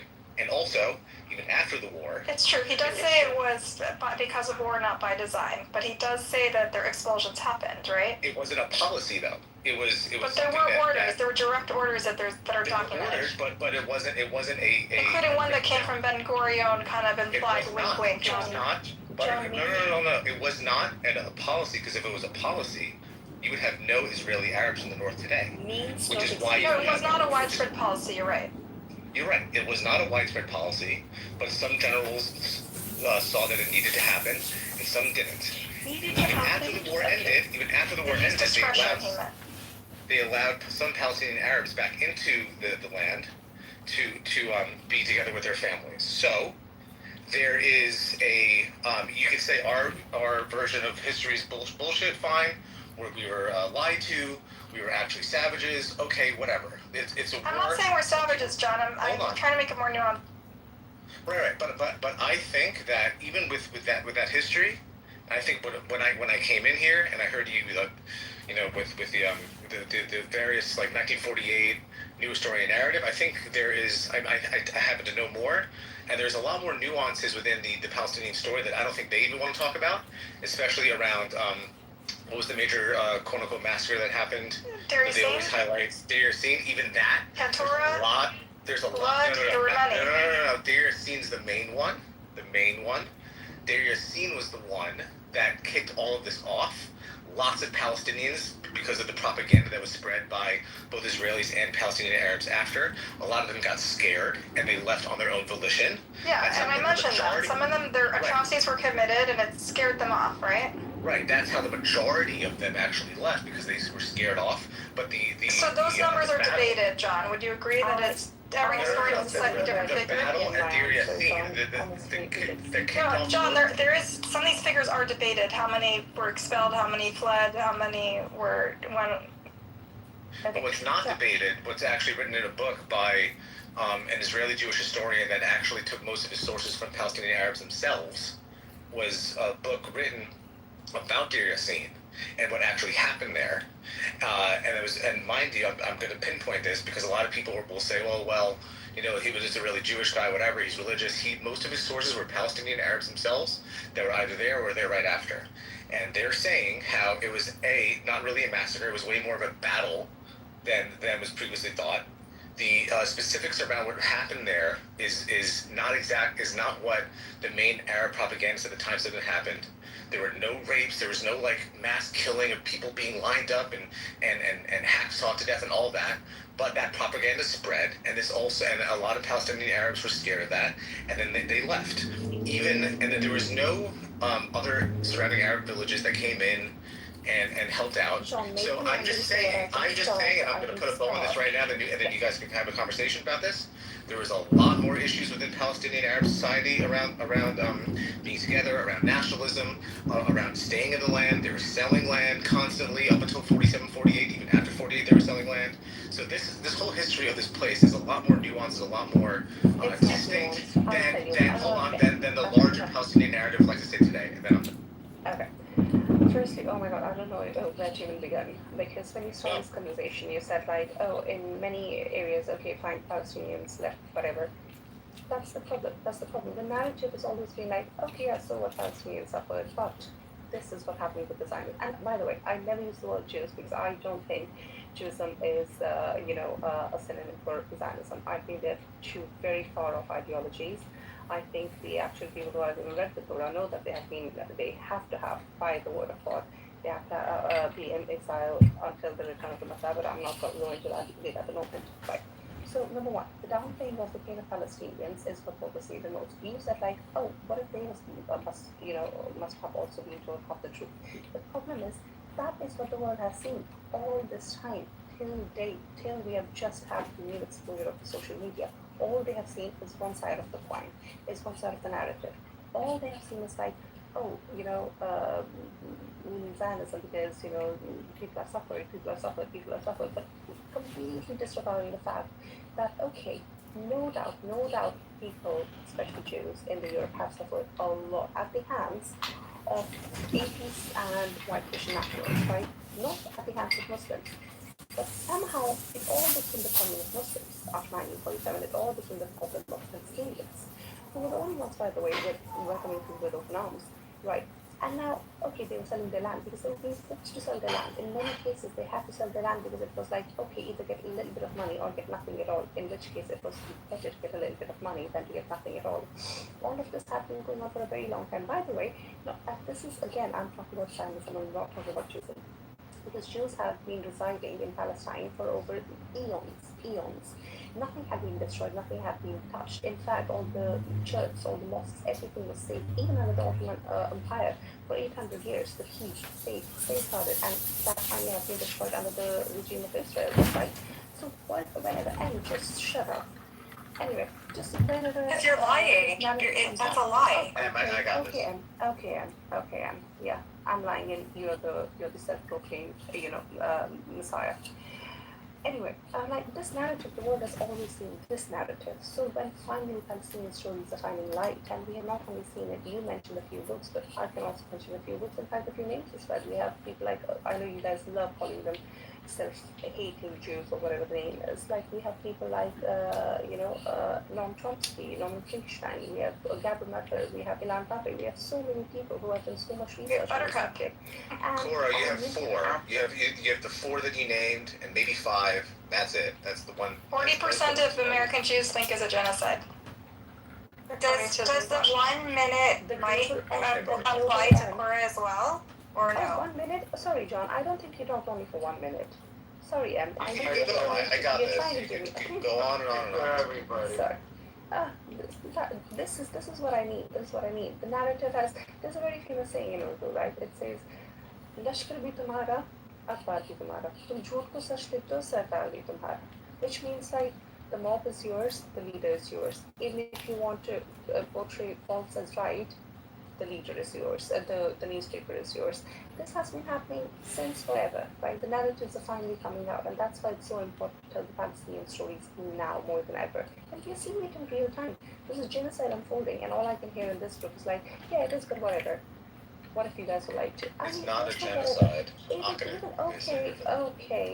Let's not even start with that. Okay. I just want to play that because no, John, that rhetoric gets people here hurt. John, you've had your time. It's my time to speak, right? The sarcastic terrorism argument where you can't be critical of Israel or Jews is just because people do bad things. You can say that about any group, and it's not. Okay, you play both sides of the fence. Shut up. I feel like that normal guy did the same thing. He was like very clear words from his mouth. Palestine bad, me good. That's not how world works, and that's not an actual argument, right? In order to actually say that, okay, this is what happened, you need to give some weighing evidence. You need to support it with weighing evidence. Palestinians were in that land. Palestine has always existed. Israel, on the other hand, has never existed. And when you name the word Israel, even that was a prophet, that was not a piece of land. Now Israel came to existence after the Balfour Declaration, right? And who was it signed by? Rothschild. Let's not even go into that rabbit hole. Let's not even begin to. But before that, there was another piece of land that was kind of like the British plan to unfold, which is the Madagascar plan. But okay, finally, because it was a good area strategically to place your allies in, to place the army, very community people like, you know what, it makes sense. This is all bullshit. Palestine didn't exist any more than Israel did. Like, this is so fucking retarded. Hold on, Cora. What's the main gist? You're going all over the place. I will give you so many proofs that Palestine has always existed. I don't care. It's fine. It might not be the country of Palestine because. Cora, are you like have a monologue going or what? Cora, you have a monologue going. It's been 15 minutes. It's been 15 minutes. It's not even comparable. No, it hasn't been 15 minutes. Cora, I never said. Because I'm not on your side. I'm not speaking on your side. I never said. I'm sorry, honey. The world doesn't revolve around you. It's not your narrative or Going nobody's on way narrative. too long monologues, because when you bring up a bunch of different points, you don't allow people to respond to your point. Okay, try to keep it at one point so they can respond to your point and then move on. If you just go and this and that and this and that, how are they gonna respond to it? I love how it flows. This moderation only comes out when I'm speaking. Anyway, you were speaking for a very long time. No, John had been speaking for a long time. You are just galloping, you're just chick, which is where you just keep on going point after point after point, and then nobody can address any single point, and then it becomes like a gorgeous conversation. That was my conversation to John as well. He mentioned a lot of points, and I said the same thing. I was like, he mentioned point after point after point. I don't know which one to answer first and in what order. So this does happen when people are going on a tangent. Deal with it. You didn't say anything when he was talking, and that's because I can tell that why that is in the very first place. I know why that is. I did. I was caught. There's Zionists on here that have a problem with what I'm saying too. So with all due respect, let me wrap this up with a bow after you're done, Cora. I'll let you finish, obviously. Are you done? Well, honestly, I've been interrupted so many times. I gave you the respect to talk uninterruptedly, but I've not been met with the same, respect. So, yeah, you go on, you can Well, talk. I'm sorry that it happened, and it was, to be honest with you, it was a little hard to, you were, and I get it, tensions are high, blood pressure's high, whatever, but you were kind of going in and out, but I will try and wrap up the sort of debate here. And if we want to, I don't care what existed before, existed after, and so on and so forth. The way that the world was going back then, and that the way that things happen, bad things happen to good people. Good things happen to bad people, and you get over it. Hold on. Don't do that. Don't do what? Don't patronize the pain of Palestinians. I'm not patronizing. Excuse me, Cora. I'm not patronizing the pain of Palestinians. I know you don't know me. You don't know where I've been. You don't know where I'm from. Just let me finish what I'm trying to say. I'm trying to say that when something bad happens to you, you move the fuck on with your life. Everybody on this stage, there's Russian. The oldest argument that anybody from the Zionist end can produce is like this was probably just 3,000 years ago. Hold on. That's a TikTok bullshit thing. Exactly 3,000 years ago are gone. Listen to me, that is a TikTok. Everyone that's on this stage that grew up in a Jewish household, you could say a Jewish Zionist household, whatever, that went to your standard Western American Jewish institutions, we're not walking around saying this was promised to us 3,000 years ago, blah, blah, blah. That's some Arab anti-Zionist TikTok bullshit. We don't go around. Hold on. We don't go around. Listen to me. We don't go around saying. We don't go around saying that. I am really Jewish. Everyone here that knows me in this room, on the stage, has heard me speak for years about this stuff. Like, I know my shit. Okay? And we Jews in America that come from Russian backgrounds, fucking South African backgrounds, Eastern European backgrounds. We've all had very bad shit done to us in our families, but you know what? We move on. We've all lost houses. Hold on. No. Everybody does, John. I will tell you why the Palestinians have not moved on. But that is not and I will tell you that right now. The Palestinians are still Cora, stop interrupting John. He has a man to explain. You'll not explain, you'll speak. I'll let my plan in 1 minute. They have not moved on. We're able to speak longer. So don't stay muted, please. They have not moved on. No one up here remembers any of the color of their napkins or the way that their dining room was set up back in Moldova or back in Russia or back in Poland. No, it's over. That time has passed. We've moved on. Okay, and you want to talk about the Palestinian narrative always being lower and always being buried? That's definitely not the case. The UN was basically set up after that to highlight the Palestinian narrative. There's been decades and decades and decades of terrorism, of intifadas, keeping up the Palestinian narrative as much as possible, all to October 7th, when the best way to make sure the Palestinian narrative is now highlighted amongst the world is to do a massive rape, torture, kidnapping fest, and now great, and now the Palestinian narrative is highlighted.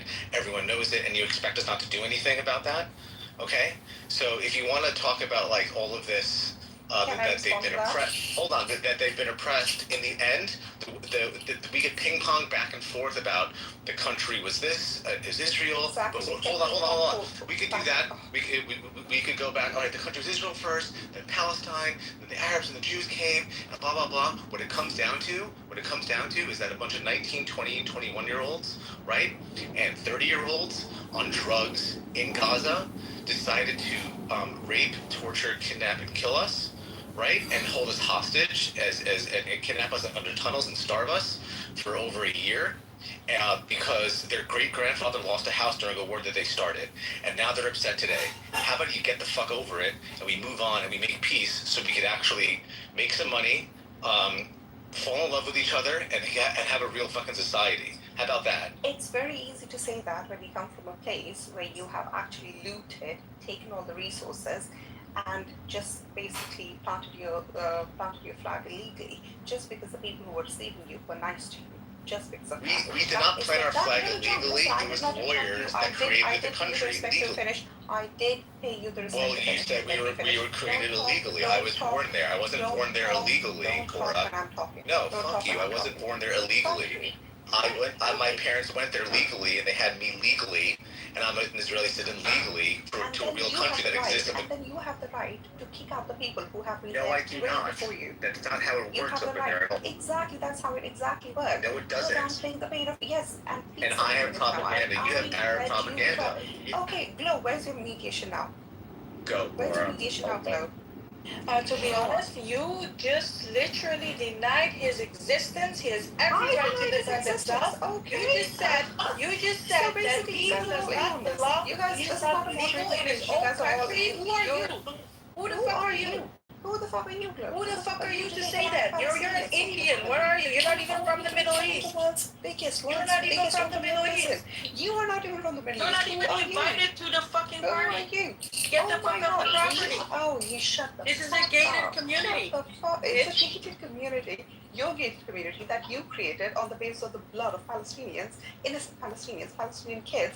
You guys love to beat this drum about October 7th. You guys have been losing. Who's you guys? I'm Iranian. I'm Iranian. Fuck you. Fuck you. You're an Iranian in diaspora who has this Western pygmy energy, all these So, Cora, I'm just curious though. Okay, but Cora, let me ask you a question. Cora, listen to me. Cora, no, shut the fuck up, bitch. Like, seriously, you're being obnoxious. You shut the fuck up, okay? And before you disrespect me, which, by the way, I do absolutely expect from you. Oh, shut the fuck up, you asshole. Right? Wait, Cora, you're Pakistani or Indian? How was your country created? Curious. Oh, when was it created? I'm not Pakistani, I'm not Indian, I'm not either. So, there you go. She just conveniently won't tell people where she's from. Somehow, people are going to look for her. Of course I won't, Pepe, because I absolutely do not want to give up my information for the likes of you people. I'm not I'm just saying. Okay, if you say that you're Syrian or Pakistani, nobody's gonna fucking be able to figure out who you are. It's so retarded. Every single day it has happened. Every single day it has happened in Palestine. Every single day on October 7th happened. Every day on October 7th. Every day. Every single day. Right? So this is absolutely bonkers. Shut the fuck up, Glo. Your mom is just shut the fuck She's up. projecting pygmy energy, but it's her. Oh my god, you guys are so October clickers for each other. You're such crazy. clickers for each other. You are crazy. God. Oh, really? I am crazy. Insane. I am crazy. You keep Palestinians in the world's biggest open-air prison. World's biggest open-air prison. Islamist Wow. Why are you Okay, using I- buzzwords? Like you don't have other bitch, words to use? I am not calling you a Jewish propagandist. Bro, So you you know do they not have call me an like Islamic industry in propagandist. Palestine. Don't Oh, look who's back. Don't do Look who's that. back to chorus back. Don't do that. I did not call you a I'm Jewish nothing against propagandist. you. Why are you so hostile to me? Because Don't- you're I did disingenuous not and call I you. don't Shut up, accept Em. you. I did not call you guys Don't Jewish tell me to shut up. propagandist. You shut up. I did not call you guys. No, you're not gonna tell people to shut up. By the way, the Palestinians have the highest literacy rate in the Arab world. And they Well, have I the love most, you, Em. I'm sorry that you don't feel it's not mutual. It's okay. I mean, Buttercup, do you live in Israel? my sister does. She lives in the south, and I lived there during the Intifada, second Intifada. Do you live there now? No, my sister does. Do you live in Israel? But you don't live in Israel now. No, I live in the States. What about you? I live in this. Okay, so twins. Sure. But I have family there, and I lived there for a full year, and I visit there a few times, you know? Yeah, no. Standard Jewish. I've been in the West Bank. Have you been to the West Bank? I have. I've been to Bethlehem. It's nice, right? It is. I mean, it's not some parts. I mean, obviously we saw the refugee camp, and then we also saw the nice suburbs, you know? And we saw like the marketplace. It's very beautiful parts of it. The other parts are really sad. Do you think that do Israelis do October 7th to the Palestinians every day? Because that's what that woman just said.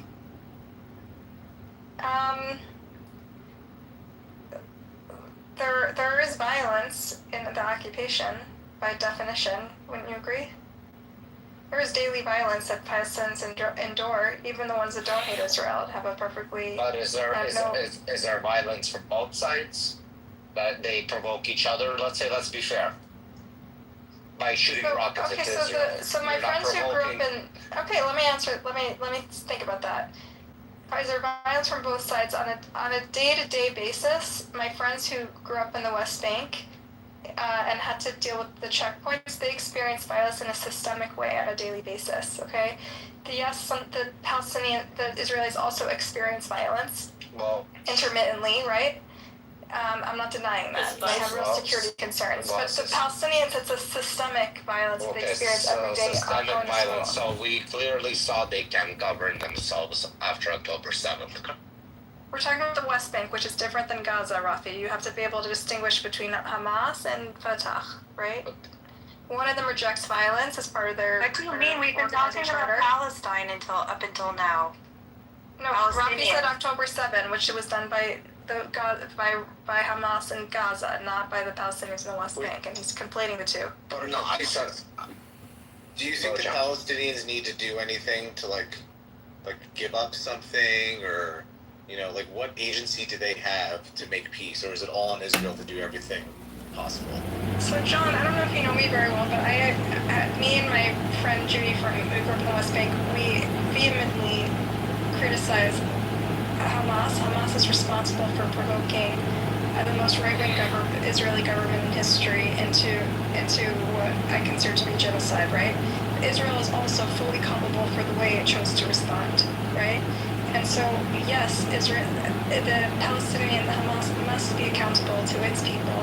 It acted unilaterally without a vote to go to war against a regime that was outpowered it and that was going to destroy the civilization in Gaza, and that was a choice it made, and it must be accountable to its people. But my interest primarily is in holding our people and our government and our leadership and our institutions accountable for what they did and their choice to respond the way they did, which is a permanent black eye on our history, on our culture, on our heritage, and it's something that I feel more inclined.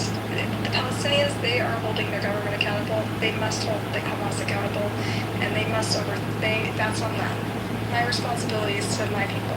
So your thing is, correct me if I'm wrong, you want Israeli Jewish society and maybe the broader Jewish diaspora to reckon with what they've done, yes. So just opposed on a real reckoning, yes.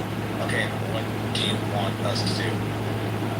So I want to see a I think for the sustainability of my sister who lives there and her sons who will go to the army, I want to see a future Israel that's not at war anymore, right? And I think to do that, you need to have, there's no government candidates right now, no, prime minister, no, in sort of the prime minister's race, there's no one who's actually presenting a plan to deal with the millions of Palestinians that are under Israeli rule that don't have rights of their own, right? And I think that is at the heart of this conflict, right? We need for people, they've just kind of given up, and it's become this indefinite occupation that was supposed to be temporary, now it's become permanent, right? And so millions of people are living in sort of limbo, and I think even right-wingers, even Zionists agree that you can't have people be refugees forever, right? You can't just have people be in limbo. And their solution to the limbo is, just expel them, resettle them, have voluntary migration or whatever. And my solution would be to give them rights. And so the plan that I've been toying with, that actually Amro has introduced me to, and some other Israelis, this guy Rodi, he's like this Persian Israeli Zionist guy on this app.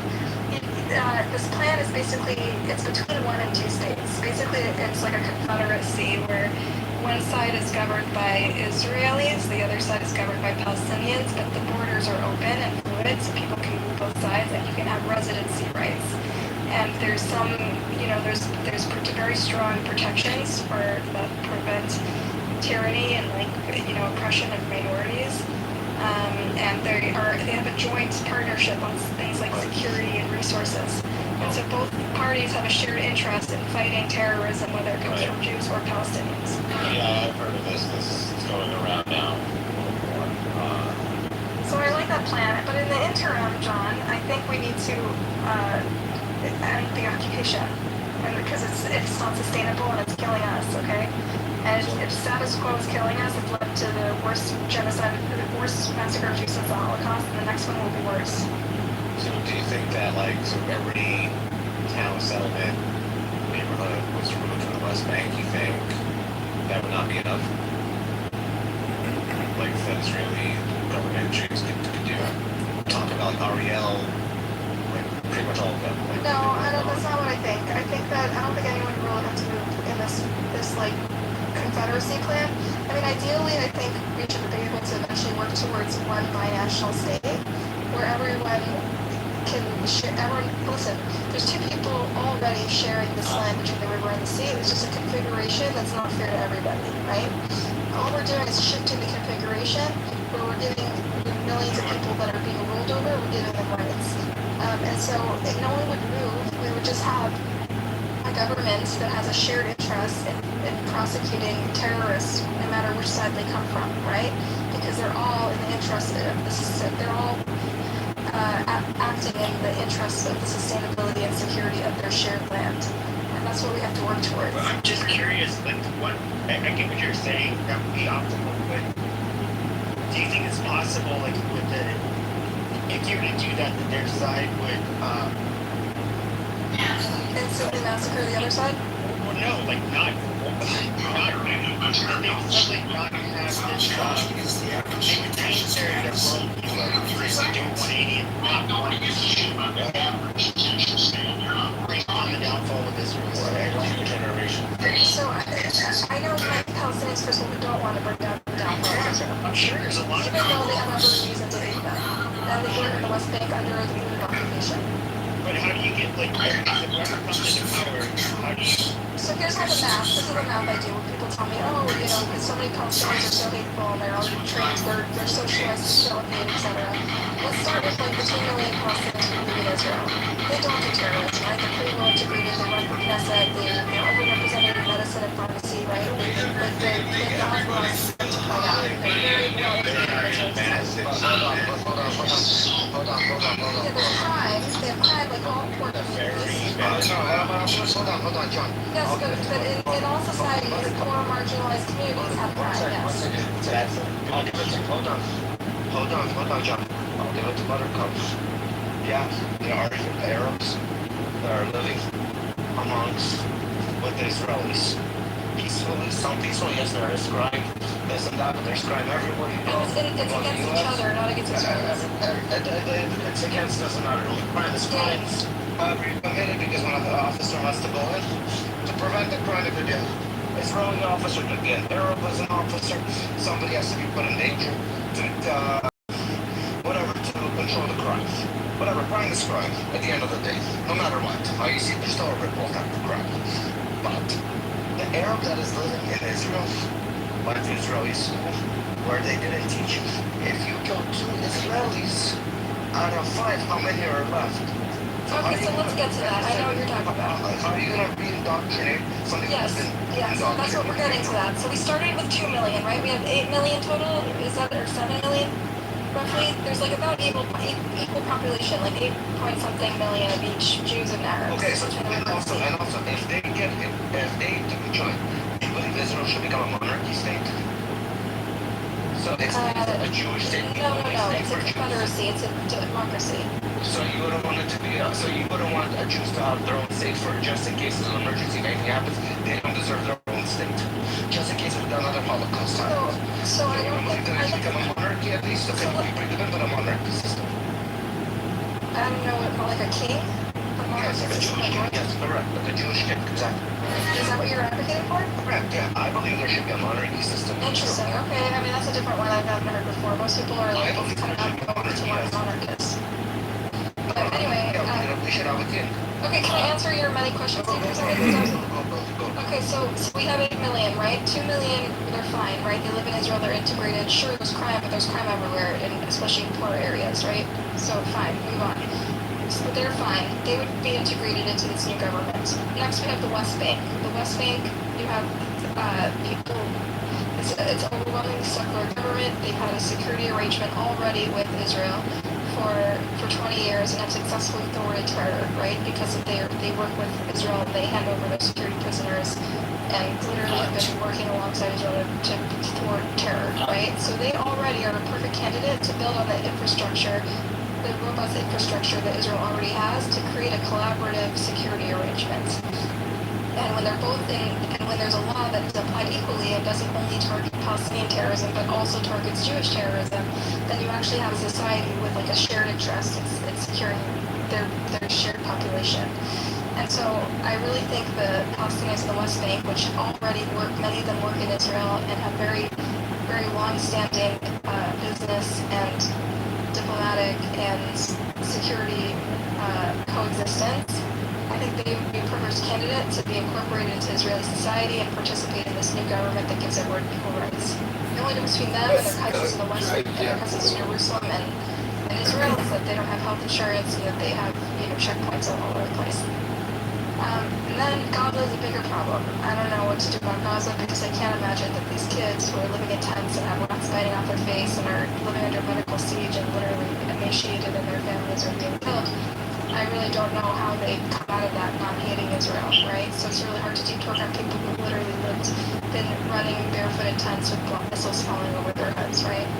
And so that is like going to be a huge challenge to overcome. Hold on, do you believe those kids like Israel prior to October 7th? Many of them did. I can show you videos of kids who said they waved to Israeli kids. They were brought in Subsequently to Israel. Rebki and Yehuda. Yehuda. He's in the audience. How can I add him? Bring them out, humans. Buttercup, We're not bringing them out. did the Confederacy to the Palestinians give up the right return for? Oh, that's a great question. So the Confederacy I'm not super familiar with, but in this binational states, basically the immigration law, just like the security law, would apply equally to Palestinians and Jews. So whatever the immigration plan is, there would be some kind of right of return, but it would be one that's reasonable and takes into account the new state's resources and is applied equally to both Jewish and Palestinian immigration. And whatever the standard is, like whether you have roots there or whether you have had a home that you lost or whatever, there'd be certain criteria, but whatever would be even. You know what I mean? What if that didn't happen? If what didn't happen? This new state would have a constitution. What if they got everything, but there wasn't really like a right of return? A right of return? And maybe there was something similar, but the So the rate of return doesn't have to be literally everyone coming back and taking their houses. The rate of return could also be financial compensation for what they lost, right? That's not, like, with all due respect, I think this thing solved by money. This would have solved 50 years ago. It's not financial compensation. Hold on, Bill Clinton. Then why wasn't it? Why haven't there been compensation? We'll give $30 million to spell like this. Hold on, Bill Clinton gave them 95% of what they were asking. Which in negotiations, Buttercup, when somebody gets 95% in Just negotiations, this opportunity, that's not disputed. Yes, this opportunity solved it many That times. doesn't mean you shouldn't do it again. You shouldn't try again because there's this opportunity. It's by design, if I may jump in, the Palestinian side. That was my question. Yeah, you didn't complain about the title change, Roxy. Do you know what they different means, Roxy? You didn't translate for you. He's a good people. What does it say? What does it say? Rita doesn't speak Hebrew? I do, but you got it backwards. Negative, that's I can't see it on my glasses. What's the point? It says Neged Ritzacham is the title. Yeah, but I see it in different order than you do. I see it negative Ritzacham, Yudim says backwards for me. Oh, maybe it's like a different line. Well, what does it mean? He doesn't know what his room is. It's not my room. What are you talking about? No, Rafi doesn't know. Rafi, I changed the type on him. He doesn't know what it means. Alright, well, anyways, Shannon, I'd like to address the topic here. It's about supremacists by design. I mean, I've listened to you quite calm, but I don't know who you are. But I don't like using arguments from authority. I worked in the peace process as a Western diplomat, and I can tell you that nothing is further from the truth. There's a reason why there's 30 years of reasons why the Palestinians didn't get a state. And you could blame 16 of those years on Netanyahu, but you can't blame the rest on Israel. It's just not, the reality doesn't. We're not doing blame game here. We're trying to but you've made a lot of asks. I think that I wouldn't concede to you, which is apartheid, genocide, or the starving of people. Obviously, war is bad, but the reality is, before 67, how many checkpoints were there in the West Bank? It's a trick. After 67, how many were there? When did they start happening? I know a great number of Israeli Arabs who would reject being called Palestinians. Many do, some don't, and some accept Israeli Arab identity quite happily. But one thing you are forgetting, and you glossed over, is that you can't ignore, I think Rafi or John said it, you can't ignore 30, 40, 50 years of inculcation of hatred towards Jews. Now, if you don't know the region, and you said you've been to the West Bank, that's great, but if you don't know what they've been taught... Do you know what I read all the fucking... You've read all of them, okay. Yeah, they're not talking points. I've seen all the textbooks. By the way, a lot of those studies are outdated. Yeah, and in fact, the PA has agreed to reform its textbooks. You know that, right? Sure, well, the PA doesn't actually control the textbooks. Yes, they do, actually. They control the textbooks in Gaza and the West Bank. UNRWA publishes them. I guess you don't know that. Yeah, but the PA is the one that sets it. Okay, well, I'm letting you know that UNRWA publishes them. So the problem that the Palestinians and the Arabs in the West Bank and Gaza have had is that they've been abused, I would say, by their own... The PA sets the curriculum, and they've reformed it. You didn't know about this, Yehuda? They reformed the curriculum? Listen, in 2016, Let me send you a link about how to reform the curriculum. But hold on, he is right. If it's 2016, that's only, what are we looking at, about 10 years ago? It hasn't been fixed. It hasn't even been fixed. No, but a child that was 10 years old is now 20 years old. If he was taught that, he hasn't been reformed. He's already indoctrinated. What do you do with a 20-year-old today, Buttercup? What do you do with these 20-year-olds? Rafi, I'm not disputing this, that there's extremism. So hold on. So the problem is, when was this reformed? Let's say this was reformed 4 years ago, for example, right? So okay, it's a step in the right direction. So hold up. Only 4 years ago, a new generation started. So is the 4 year? Are we just bringing it up to 4 years apparently? Yeah. Well, yeah. Okay, so at least we started the process, though. Okay. Okay, so the process has started. How long is it going to take for this process to? I don't know. Celebrate the baby steps, but I want to also point out that Israeli young generation has also been extremely radicalized, right? Right, and guess who I blame? And I want to point out Yehuda. Blame I blame the Hamas. I blame the PA. If you want to talk So about it's Hamas's fault when your children are saying Mabat al-Arabi? Yes, And also, also, when you're waking up in the middle of the night and running into a shelter, you're gonna hate somebody for ruining your sleep. I'm so glad you brought that up, Ron. You know why? Rafi, I'd like to just comment. The same individuals who what she just said. We're told Hamas exists because of Jews, and now we can say, hey, well, Ben Gvir supporters exist because of Hamas and the intransigence. No, also, yeah, and beyond that, Yehuda, like, who wouldn't? Their hatred is legitimate. No, it's not. Their hatred is actually because their only encounter with Jews is with the butt of the gun. I'm sorry. There's hatred for their hatred for Jews is inculcated in the culture that Jews are weak. Are there encounters with Israelis violent or civil? Well, finally the Israelis were able to stand up and defend themselves. So no, yeah, but they the got children violent. that grow up there, do they encounter Israelis in a civil way or a violent way? You want to start? When do you want to pick a day? You pick I'm the saying day their you want to start hatred is history. justified. It's not. They don't need to be indoctrinated. Their hatred is not justified. Their hatred is based on anti-Semitism. Do you know anyone in the West Bank that is like a peaceful person? In the West Bank? And ask about their interactions? I know more Palestinians than you. I've worked with more of them than you, and I know. How do you know? How do you don't even know me? I'm pretty sure.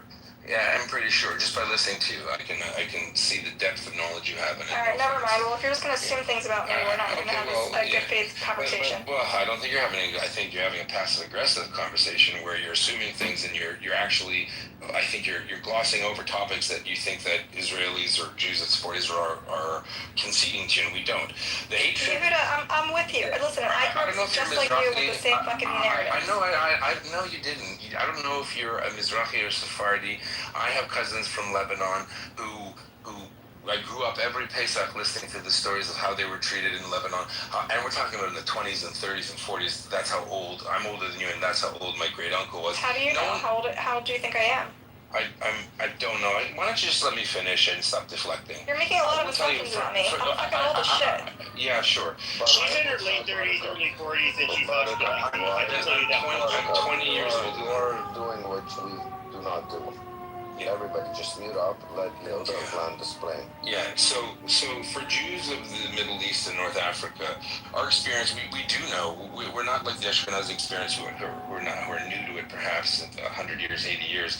We come from a generational trauma. We come from a generational trauma where we know what it's like to be second-class citizens in the Middle East. Why am I the only one who has Hebrew in this room? I guess when you find facts that you don't like, you just start deflecting and talking about other stuff. I mean, the audience can tell for themselves. I mean, I don't need to know your whole life story, Yehuda. I know you from Twitter. I know who you are. You're very disrespectful, I have to say.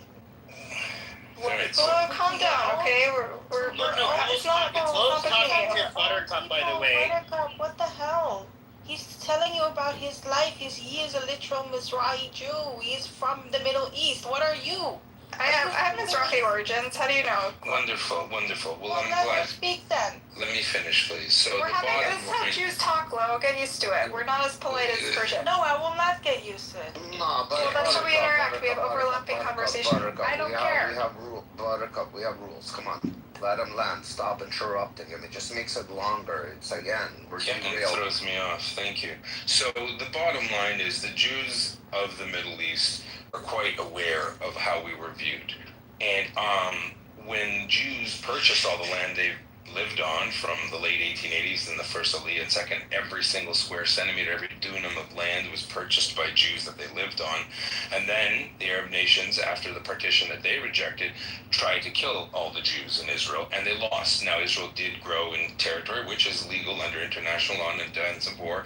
If you want to say that because of that fact, post fact, that every Arab in the West Bank has justified in his hatred? No, they're justified until they become an adult, and then they can learn their own history and realize, in fact, their grandfathers, as the other gentleman said, started a war. Their grandfathers tried to eradicate Jews, and they lost. It's the same reason why in 1967, when Egypt and Syria lost so poorly to Israel, that Nasser and Hussein got on the phone, which was recorded, and said, we have to say that the Americans and the British did it, because God forbid the Ummah think that those cowardly, weak Jews could actually fight.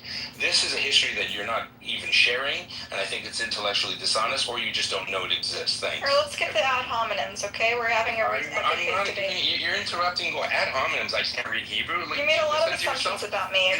Let's start over. Do you listen to yourself? Okay. Let's start over. You stop with the ad hominems. How about listen, Yehuda, I've never interacted with you before, but I know who you are from X, and so I want to just introduce myself and like ease the tension a little bit, okay? Tell me about yourself. How do you want to introduce yourself? And I'll tell you who I am, and then we can try to start over without being I'm fine. I'm fine just discussing the topics. I think we're making a lot of assumptions about each other, and it's hard to have a good I'm only referring to your speech, what I heard you say with my own ears. You made assumptions about my age, about my competence, about my background. I'm 20 years older than you. I don't think you either know the history or you're kind of propagandizing, but that's my opinion. I'm entitled to it. I'm not running a thesis on you. Let's pull a thread and see what we believe. Can you guys just new to the stage? Who's speaking to who? Buttercup and Yehuda are speaking. Oh, Buttercup is you? Okay, thank you. Yes. Okay, thank you. So, Yehuda, bitch, you are a liar. I'm sorry, what? Okay, I don't know what this person. I don't know. No, sorry, no. I was just saying that when he brought up the North Africans as Jews, are you crazy? This is a crazy. This is like a BA side. Just kick this person off stage.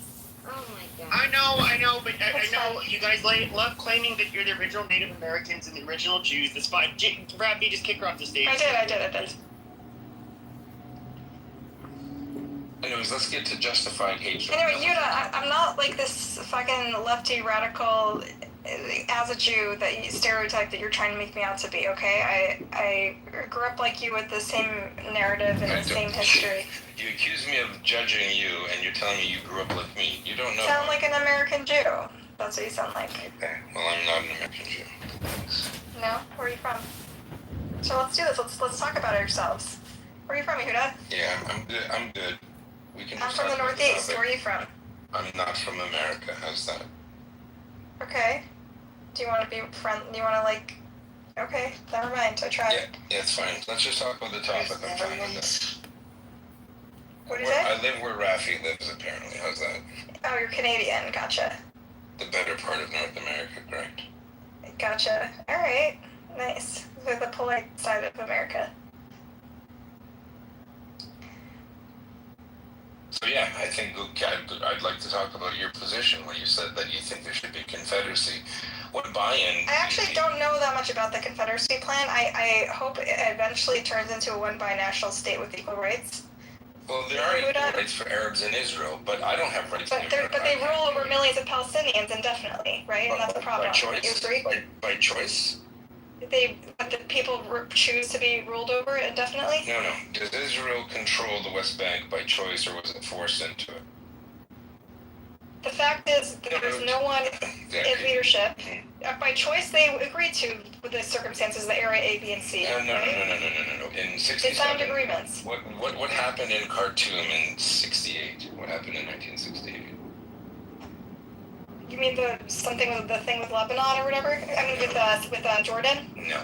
So Israel, once it took the West Bank and Gaza, immediately said, "We'll give it all back for a peace treaty." The Arab League. I want to do like a history. I know you don't like history because it doesn't help you. No, I read fucking all the historians. I did. She is just the biggest Benny Morrison repeater. It's so pathetic. It makes me want to get a Benny Morrison book so I can actually comprehend what has brain virused her out. But I can't believe it. I haven't been on in years, and I came in there and she's vile. It's hard for me to, as a cantor, to put up with her ridiculousness, and they're all in there. well, there is do you know how I know Hashem is real, Rabbana Shalom? Why? How do you know Hashem is real? Because Buttercup, aka Rachel, or whatever the hell her name is, she's been banned. She calls herself Rachel now? She says Buttercup. I just saw her say No, is her legal name Rachel? Or something like that? Rachel? I don't know. I have no idea. Anyways, she's been banned from Israel. She's on the database of do not enter. How do you know that? She said it. She said she got doxxed by the Canary mission. I never heard of that, and I'm pretty involved with what goes on in Israel. Yeah, she claims that she has been banned, but if you can say it, it is not true. And it doesn't really matter whether she's been banned or not. She loves to say, I'm in the media. I'm in the media. I work in the media. I work in the media. I never heard her even say that. You know, but She it's claims like, why are that's they what putting her up with position her? is. They monitor her. Rafi, Daniel, Glove, because honestly, she doesn't shut up. So like, you can give her an hour segment. I think that's the way they do Daniel, it. who's comes from Israel, who's been in the No, some other Daniel. Daniel, I love Israel. Maybe it's him. I don't know. Okay, does he speak with an accent? I'm not sure. I haven't heard him speak in the room yet. Yehuda is speaking. But I just like, part of me is like, I like recording all this stuff, but honestly, it's so pathetic because this is an unrecorded room. None of these people create content personally, as far as we know. Yeah. And, if they're not recording it, they really are, I'm sorry, but retarded, because to sit here and waste all your attention and focus creating unrecorded content when you do have political ambition or goals is retarded. So it's possible, you may be emotionally upset at what these people say and how they say it and who they are, but just remember, if they're retarded and you're upset about what they're saying, the joke's on you.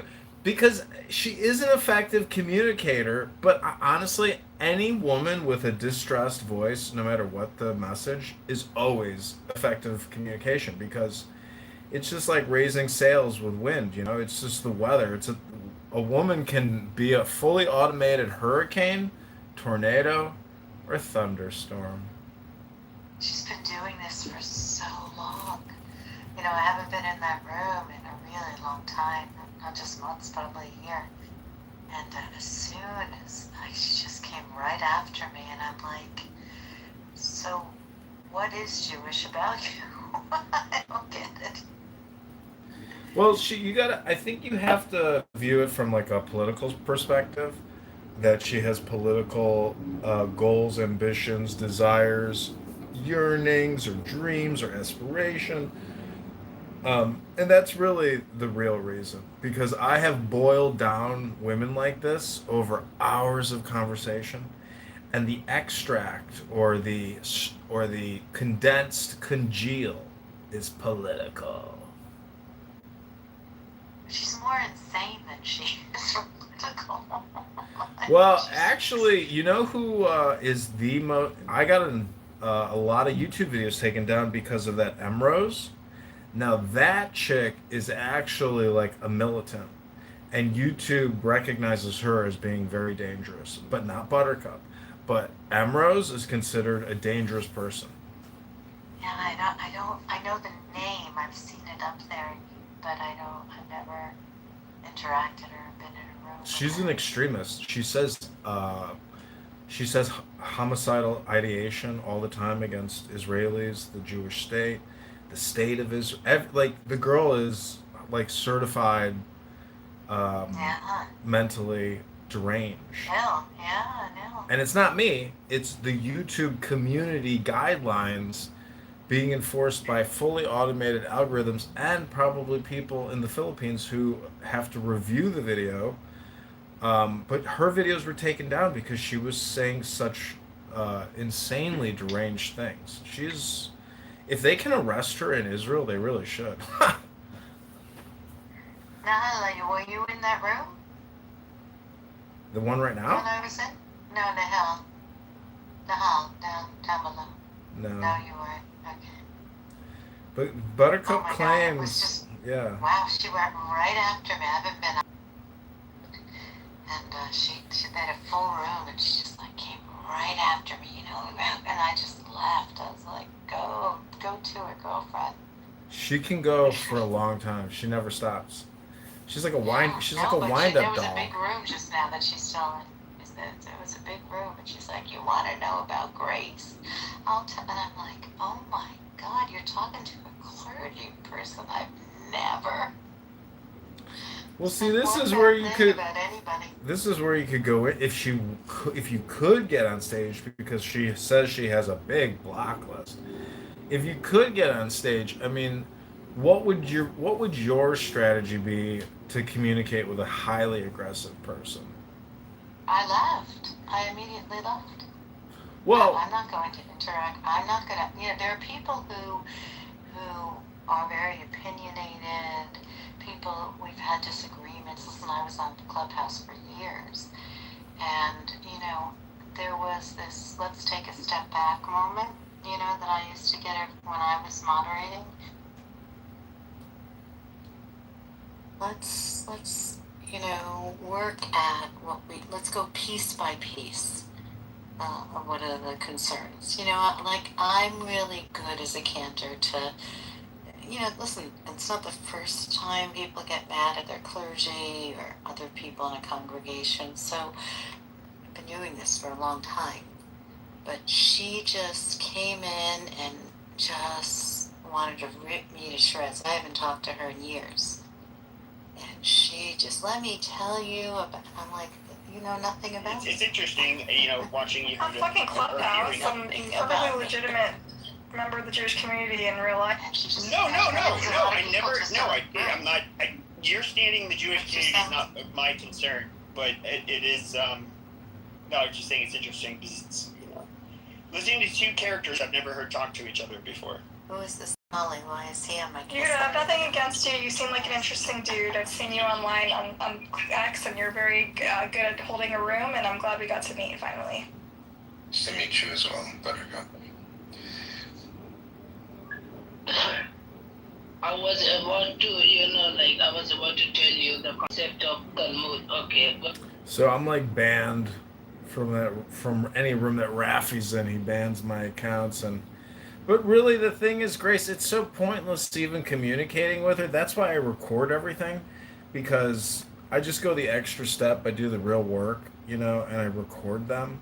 And so that's why I say, if you were to record your experience speaking with a highly aggressive Buttercup, and you maintained your composure and had a rational, respectful conversation, what you're really doing is just exposing her. But you're using yourself as the artistic palette or medium for her to project her internal friction onto you.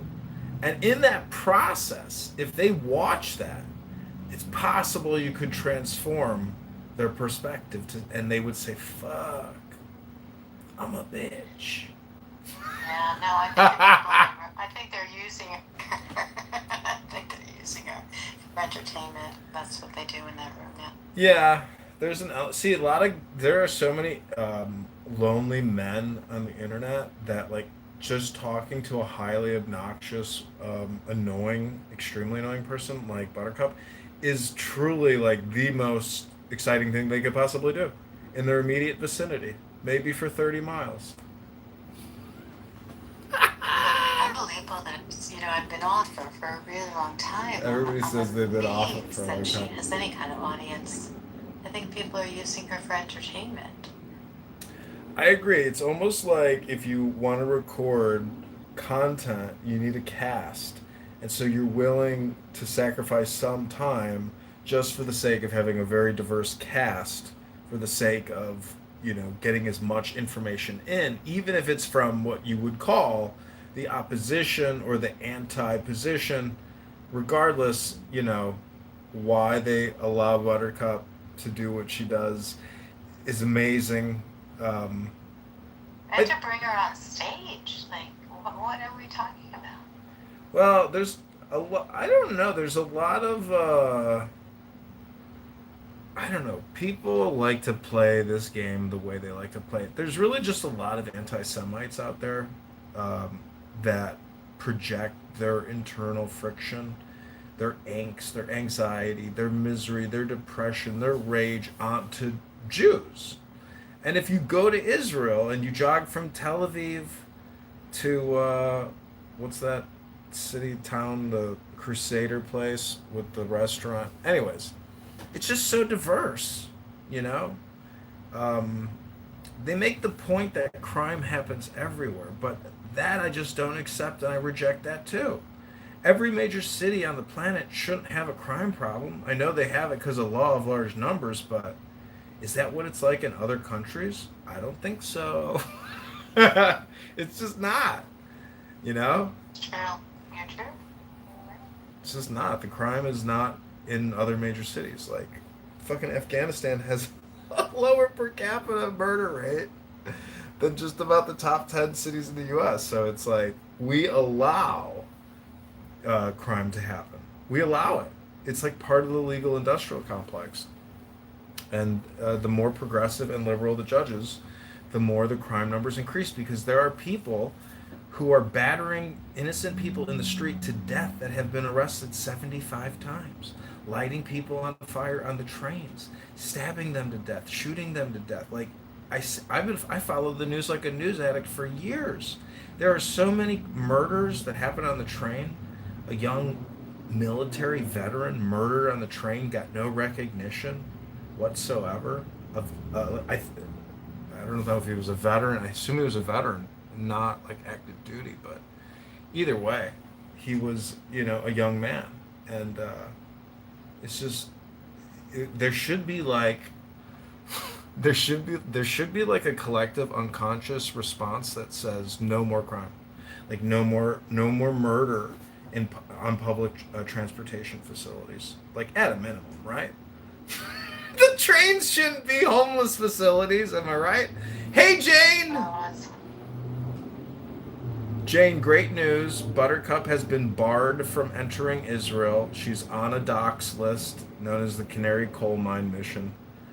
And we feel great about it, because now she can't go to Tel Aviv and she can't enjoy the beach in the summer and get stung by a medusa.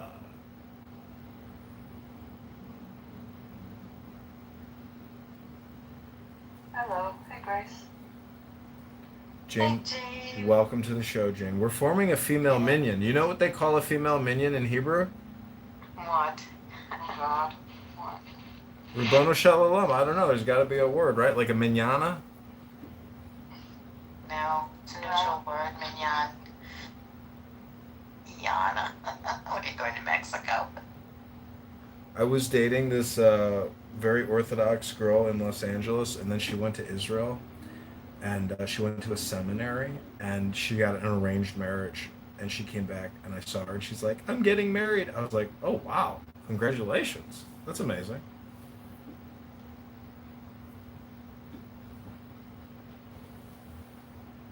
So we're listening in to Buttercup. I think that this app... I was in there. If this You were there, Jay? Did you see when she started with me? I did not. Okay, I knew there was a high energy. Speaking to Yehuda. Jane, text Scott. See if we can get Scott to come into the Church of Buttercup.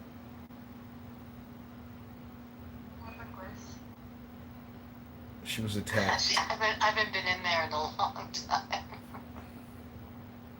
She just came right at me. I don't even know what she said. What did I say? She said, Alistair. I tried to forget it. I don't know. She's a psycho. And about the way Palestinians don't have rights under the PA, then your argument is with the PA, not the state. You're getting sidetracked. No, I don't know. I'm trying to make a point here. I'm trying to find a point. No, Arabs in the West Bank are not accorded the rights of Israel because they're not Israel. Don't call me honey. Israelis, they're not Israelis. The Arabs in the West Bank aren't Israelis. So why would they have Israeli rights? I don't say that about anyone else. Let's focus on the topic, okay? The topic is... Address any point I've made. Yes, the point is that we all agree that there's millions of Palestinians that are in limbo, and we... Hold on, guys. Who is blocking Shuki? Shuki cannot get into the room. I want him unblocked now. That doesn't make her okay. Buttercup, you I have nobody on. Buttercup? Why do you guys mod her? I mean, that's crazy. I don't ask Rafi. I can't answer this. No, I just wanted to be fair. How is that fair? Scott in the house! No, it's fine. mods up a lot of people. It's fine. He just started making rooms. Like, Yeah, but then Late night Scott session. Welcome. Can't believe it. Welcome, Scott. Reverend Scott Kent Jones of the Lutheran LGBTQ Church. Dr. Scott, welcome to the Church of the Buttercup. Were you in there, Scott? I'm here. No, were you in with but I, Buttercup? and She's I not look, in your room. Shooky is Who's like Buttercup? if you had You don't know. if you had He's in there. Scott, you, it would be Shooky. I don't know why don't we Buttercup. just unblock? Okay. Scott, can you text El Normo? Can you text El Normo to come to the Buttercup Church of I know, Buttercup? Norma was in the room. I wouldn't bother.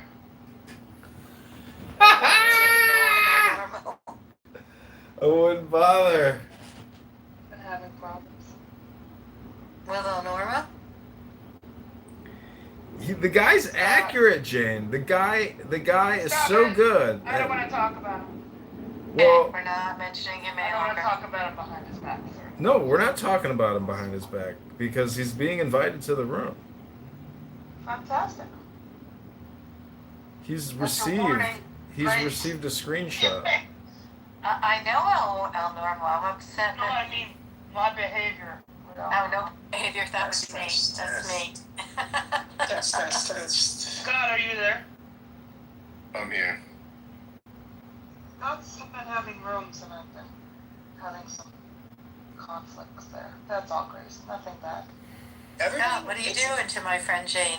It's very. I think people are very adversarial in my room sometimes. Not other times not, but it gets very testy sometimes because it's an ideological and personality spread when I open a room. So people are not always.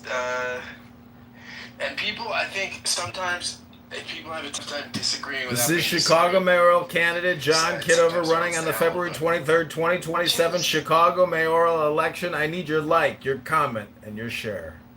Yeah, We're that is here our nature. in the Buttercup Canary Mission. We're talking with Jews in Israel, in America, who are concerned about security. I call them. A lot of conversations about I call them the anti-Zionism and genocide. Important topics, but that doesn't address Chicago's $100 billion debt and Illinois' $200 billion debt, does it? Or the $100 million in Chicago Police Department pension payments monthly. You're not keeping anyone out. No, because isn't it happen if you're a moderator, which John, so. They're intransigent after the 6-Day Wars. Then What if I led to have this a problem? block list. Those people had Jordanian and Egyptian passports. If they Alright, want to I live have in the some- state of I have a Palestine, block let them list do too. it. It's not Israel's responsibility. And I would Jane, I really like it. maybe that's just Thank you for me. clarifying. Oh, thank you. Favorite word. I have your name tattooed. I think anyone listening thought I said at any point expel the Okay, I'm just a moron. Yeah, I'm just a moron. I'm slow. You got it. I mean, he was not saying that. They used to call us the charity. He was saying he would look the other way if that's the direction they Okay, went. Shooky, I know you're going the opposite direction, but she was obviously saying I don't either. that she's not, or he was saying that he's not for expelling the Arabs. And Yeah, it's shocking the cognitive dissonance. He wasn't that ambiguous. You heard No, what he I said. wasn't. No, I It's not for me to decide. Whatever they decide is fine. You're the ones who said that they want to do that. I don't agree with that. I mean, that's what the polls overwhelmingly say. Look, that's not what I believe, and that's not. In an audience, in any clubhouse room. No, absolutely not. That's good, and he doesn't believe in that. Is that true, Scott?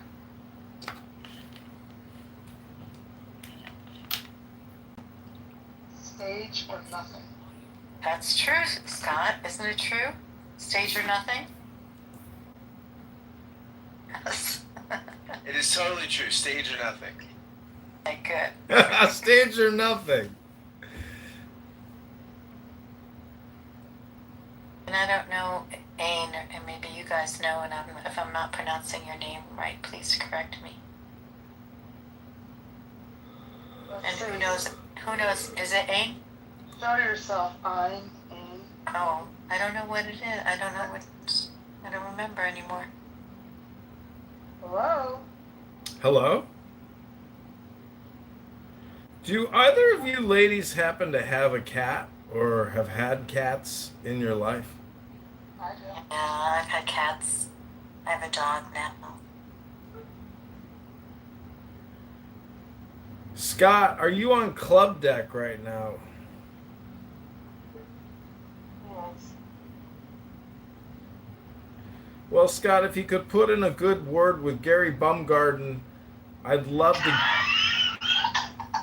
to try to get an appearance on the show sometime. He says the young kids keep encouraging him to create videos, but he says, "No, goddammit, I write!" But he says the young kids keep telling him to get on those videos, like YouTube. Gee, this is too funny. But if you could put a good word in for me, Scott, if you could maybe tell him not to mod Marshall Rankin so Marshall doesn't kick candidate John Kitover out of the stage so quickly. And, you know, I didn't know it's called the Marshall Stankin Rankin Show, but I've alerted Speaker Johnson to his ballot harvesting scam, and I think Marshall is on edge. He keeps saying, "You're obsessed with me, bro. You keep filming me, bro."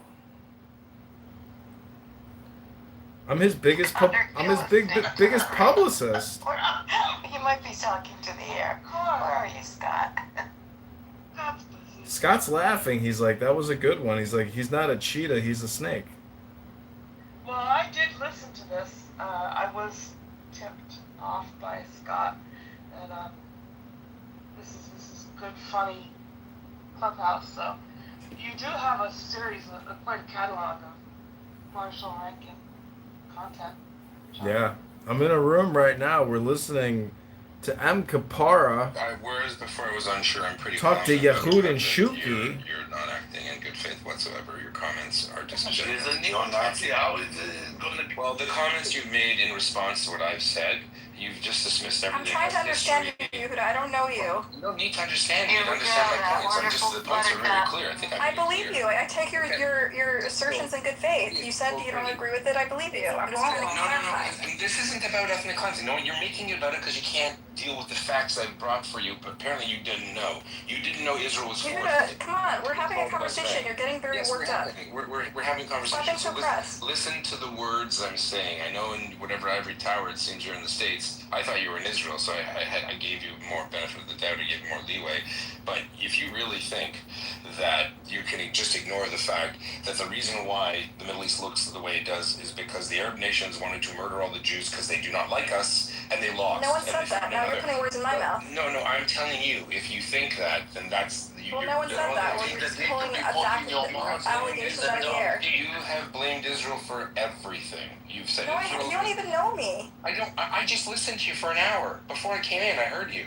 I criticize Hamas as well. I criticize each government is responsible for their actions. What a high bar. Hold on. What a high bar. I criticize people... I criticize the PA. All governments are responsible and accountable for their actions. You're like a humanitarian. You criticize Hamas. You want to cook Yehuda, to me, criticizing the government is patriotism. Wonderful. Criticizing the government is Zionism. If you want a strong democracy, the fact that you said you Yehuda, if you want Hamas, a strong and sustainable Israel, you criticize the You government. understand? You should not be proud of saying, "Oh, I don't like Hamas either." Good for you. I don't like Yehuda, criticizing your government is patriotism. It makes it a strong, sustainable democracy. And Canada makes free maple syrup. It's not the point. You keep changing the subject. I don't know who this was. Are you a college student? You're Because you accusing seem like a JVP person to me. That's how I feel. I don't know. Oh my God, this is really ad hominems left and right.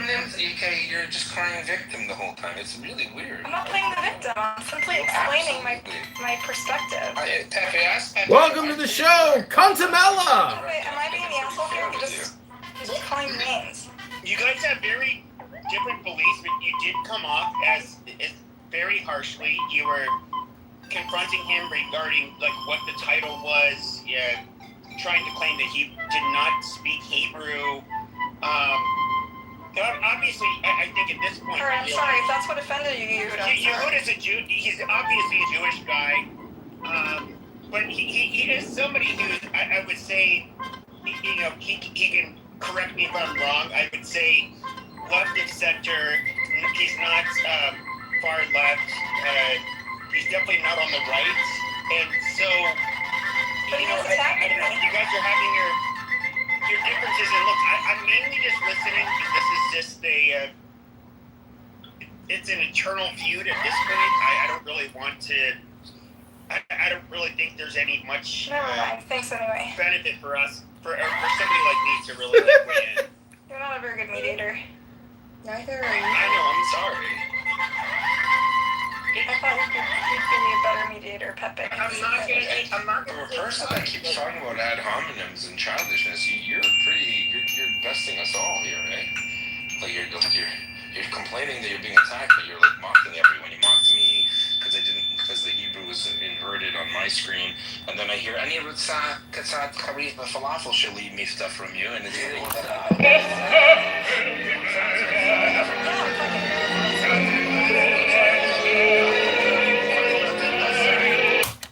Nazis masliza. I mean, a Nazi. Let's just say it. Yeah, Nazis. You're a capo. It's even worse. It's worse. You're a capo because yeah, guys, come on. This is a lynch mob, and it's also insulting to my grandparents who survived the Holocaust to throw the word capo. Your grandparents are fucking rolling in the grave. Shuki, hold on. They're fucking rolling in their grave. Thank God they're dead because they would literally die just to have a granddaughter like you. Brutal. They would die to have a granddaughter like you. Honestly. That is so fucked up. I don't give a shit. I really don't give a shit. Literally daily. Day number 1, we're going to cut property taxes 25% in the city of Chicago for all homeowners at a minimum. And we might retroactively refund all of 2025. Day number 2, we're going to rip out all the concrete bike lanes that are obstructing traffic, have ruined parking, and they're obstructing fire trucks. Like, do you care about? Sorry, but the bike lane's gotta go. I care enough to know about the basic history. We're also gonna sue the city of Abu Dhabi and the Investment Authority for taking the parking meters over in Chicago, and we're gonna sue Rahm Emanuel. Sorry, Rahm, you're getting I'm here sued. to talk to my people. I think we need to reckon with our You don't past. He doesn't have any people. I'm not hurting anybody. I love my Jews. I think Yehuda, let me answer his question directly. I think we're in a battle for the soul of the Jewish identity, the American diaspora Jewish identity, okay? Try reading a book, Buttercup! Try reading a book! Your mind or Puppy's mind or anyone else's mind. Where does she think the information comes from? Engage and have a conversation within our community, because I think there's You're not part of our we're community. extremely polarized, and I think there's a battle for our soul and what we stand for. I think There's a battle for the collective soul of every Jew on the planet, according to Dr. Buttercup in the Church of Buttercup. They said, oh, we'll never let it happen again by taking up arms and being macho and fighting back. Would you like a popcorn, sir? Sure, I'll take an extra large. Would you like to put a cup of butter on it? Have to defend themselves. You're right. Hello? No one said that. I don't know why you're saying Because they had that's called a straw man argument. They chose to take up arms. That's exactly what you said. But I'm just curious, like I'm talking about an ethos. Do you know what ethos means? Do you need to look it up in the dictionary? Yeah, but I know what it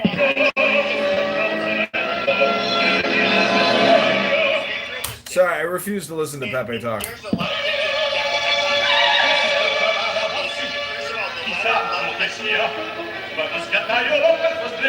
Pepe is a moron, he is retarded! Pepe is retarded!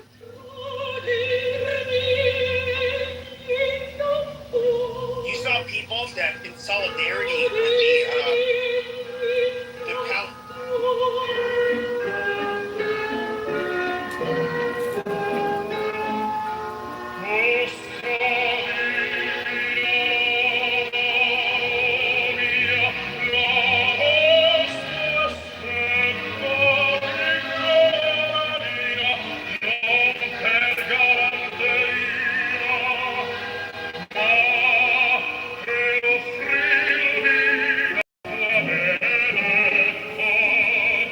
I'd rather listen to opera than some chick scream all day long.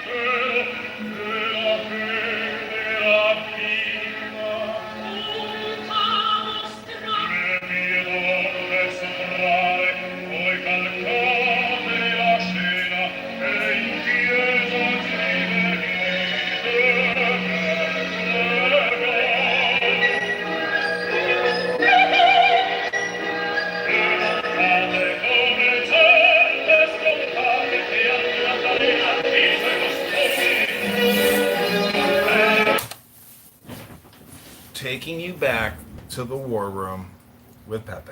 Girl's body and the people are cheering, they're spitting on desecrated. Yes, we all think they were barbarians. Hold on. Don't gloss over it. No, hold on.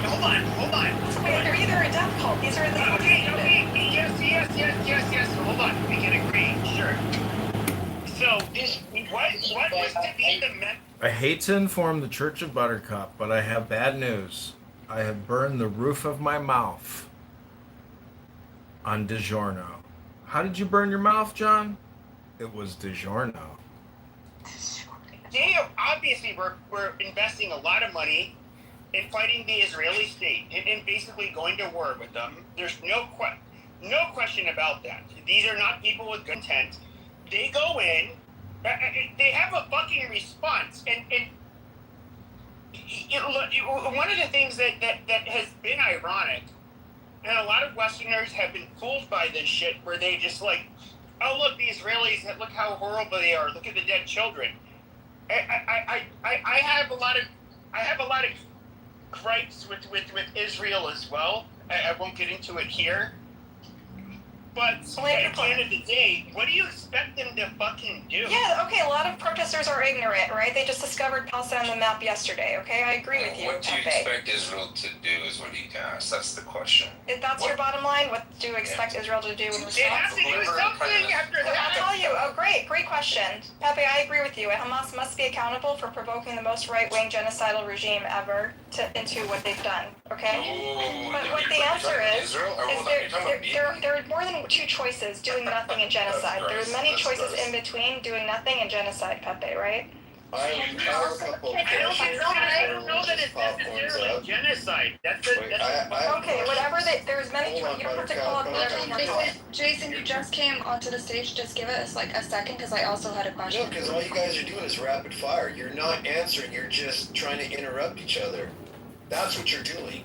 You're not listening. Well, thank you for interrupting me. So now when someone else Yeah, I've been listening for the last like 20 minutes. That's right. That's literally all y'all can do. And can you just Marshall Rankin makes an appearance in a cheetah jacket. Okay, but was The it Marshall was it Rankin Hamas Show. that were spitting on that girl that Pepe was talking about? I think it was both. I think it was both. That's the fucked up part about the whole goddamn. Yes, some civilians participated in the attacks. But I'm waiting for your but to come next. I didn't say but. Okay, great. Well, in Europe, in the 1930s, is what the Nazis did. It was enough Gentiles that tried to help out for Jews and to save them. There is not even a single one of the Gazan people that came forward to try to save any of the hostage. Therefore, they're all equal to Hamas. Yeah, and I'll even take it a step further. God forbid someone say. Oh wait, you're signing off on that they're all Hamas, Yehuda? Hold on. Well, why don't you just get a notepad You just and a signed pen off on and write down. everyone in Gaza's Hamas. You're not good at this debate. Give some mods. Why don't you? Hold on. Let Yehuda finish. I've been waiting to ask. Let me tell you something. Yeah, good. German Jews or Jews of Europe after the fall of the Nazi regime, and I know people like to call Israel the Nazi regime, which is a disgusting slur, but do you think that Jewish partisans after the war would take Germans and murder them and have their children spit on them? There's something wrong in Gaza. 20 years of Hamas rule has inculcated a culture of hate, and that's problematic. And for someone to say, hey, time to make a steak, yay, and Israel should be happy, you'd have to be palpably nuts. I mean, 30 years of governance, good governance, no child abuse, right? Teaching a child, I have 2 Molotov cocktails and there are 5 Jews. How many more cocktails? Honey, let's go to PalestinianBabysitter.com and get one of the new Palestinians to babysit for the family. You're not a serious person. Oh, baby, maybe we should think about that go one. after all the kids in Gaza and blame them, but you can't also expect the Israelis to turn around. Honey, I gotta call the Palestinian plumber. Have a peace with them. That's just He's not got a true. higher Google rating than the Irish plumber. All right, you can call him. I've been waiting a while. You know what, Shiki? You can take a dick and stuff it in your mouth because all you do is talk shit anyways. You fucking piece of That's shit. right, I'm a piece of shit that loves to come at you. You fucking... We're not going to do this. Okay, Shuki has been on stage for longer than you, Jason. Let's give him the opportunity. I would... His opinion. You can go because he was your friend. You got that shit. People try to take turns. Stop it. You just... You like to hear your own... Stop interrupting. You don't know... Oh my god. Please stop. You love to run over. You don't get peace because you believe in bullshit. I'll call it out for what it is. Like, what's happening? Every child that's going to school, and getting that material as a study is a future terrorist. Therefore, he has no right to live. You kill them before they become to be stage 4 cancer. You don't wait for them to get to that fourth stage. You kill them when they are small. It's that simple. All right, everybody, go to ChicagoMayorVote.com. Like, share, subscribe, and comment. Of course not. You never saw the notion for peace, but only on the terms. I do think that like Shuki is partially correct. I do think that what to kill innocent babies. No. Hold on. Okay, so when it comes to how a person becomes who he is today, it's a mixture of nature and nurture. I do think that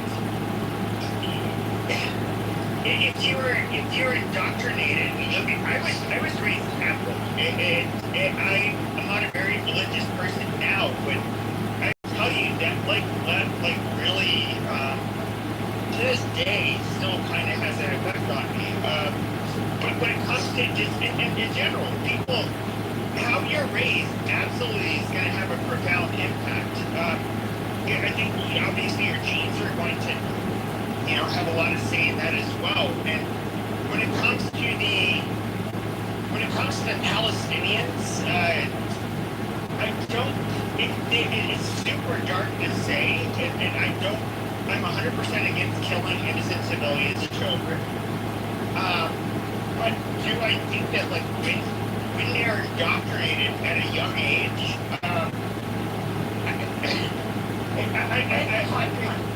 I have to at least there's some credence to that. Like, yes, that those formative years of their lives where they're taught to hate another group of people and to be willing to martyr themselves and murder a specific group of people. They're like, yeah, They got it. So there's it obviously has an effect. So here's what I'm thinking. What's happening, more or less, since October 7th happened.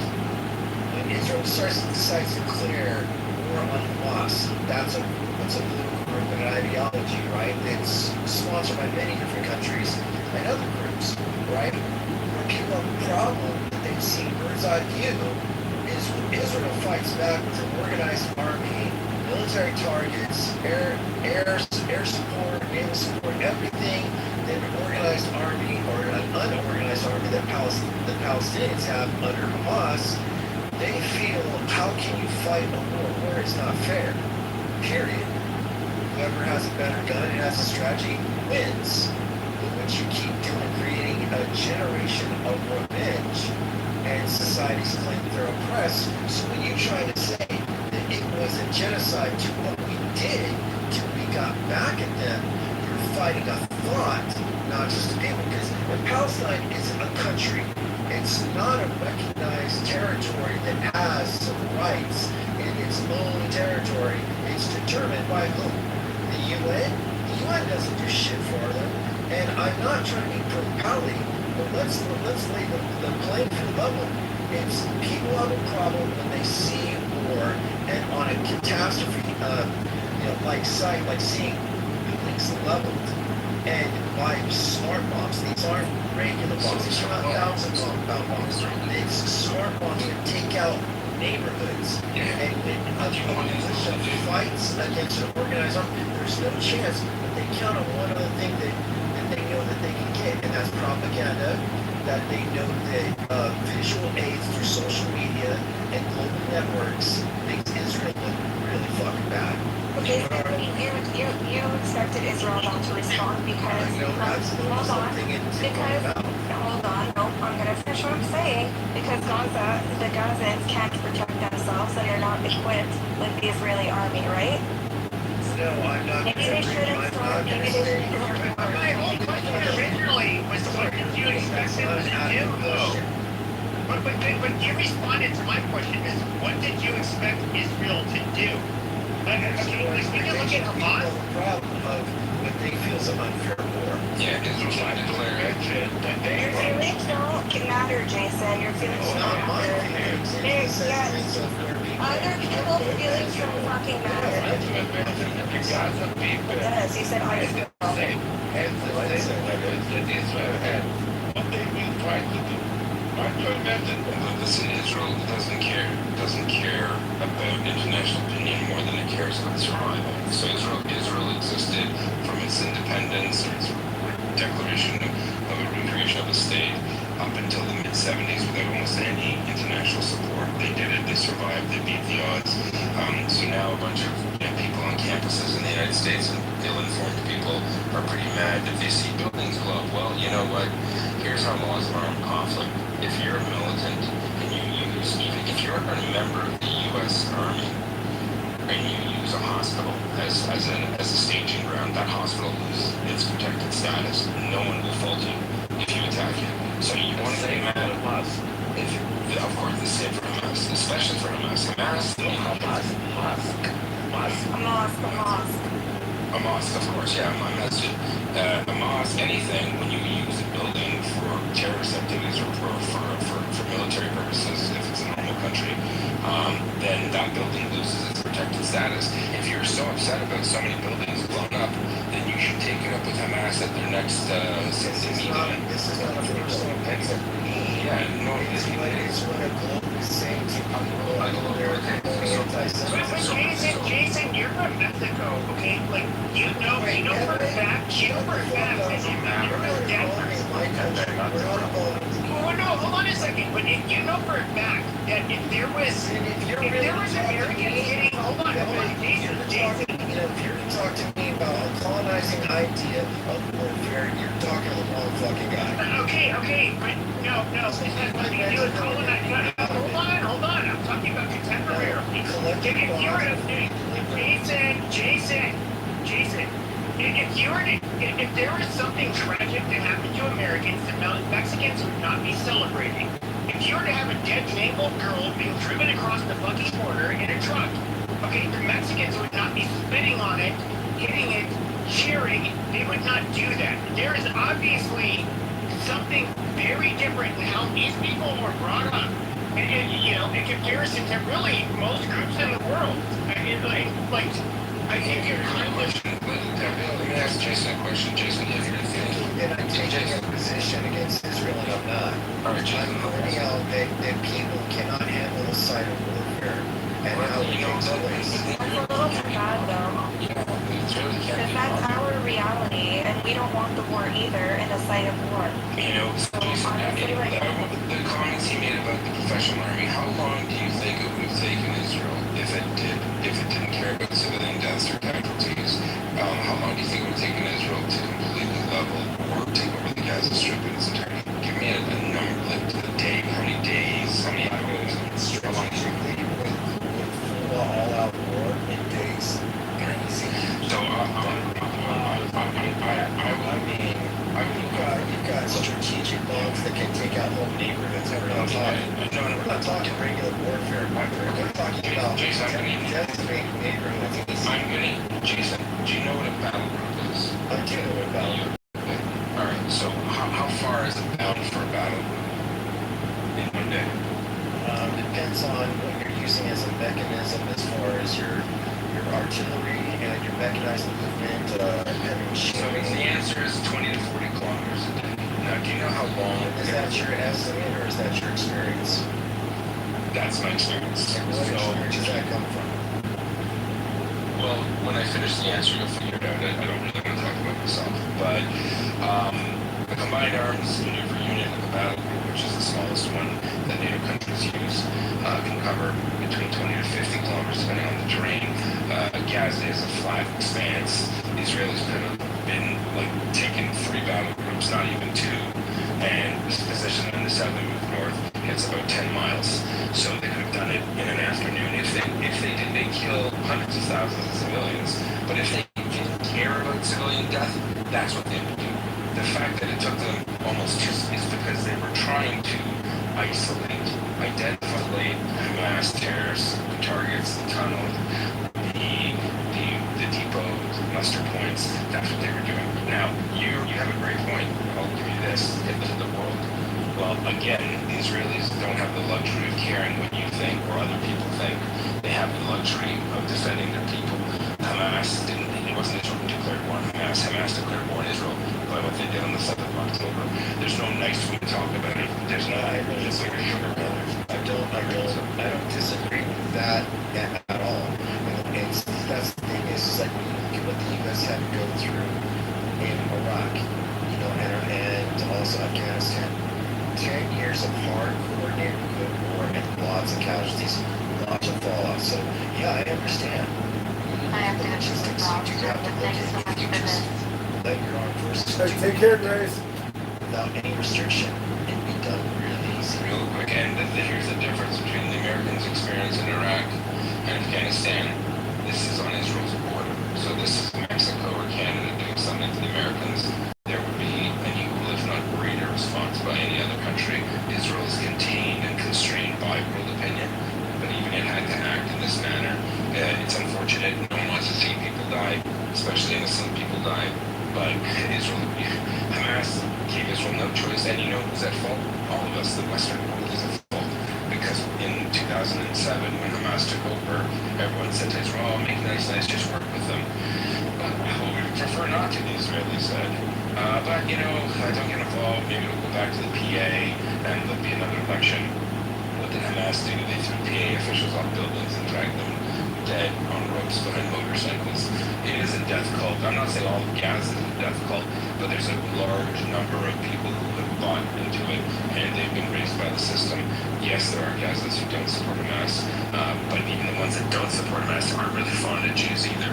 So Israel's damned if it does. No, those who don't support Hamas, those who don't support Hamas, they still hate Israel. That's what I just said. Not that they are not fine, fan of Israel. They hate Israel. There is a big difference between fan and hate.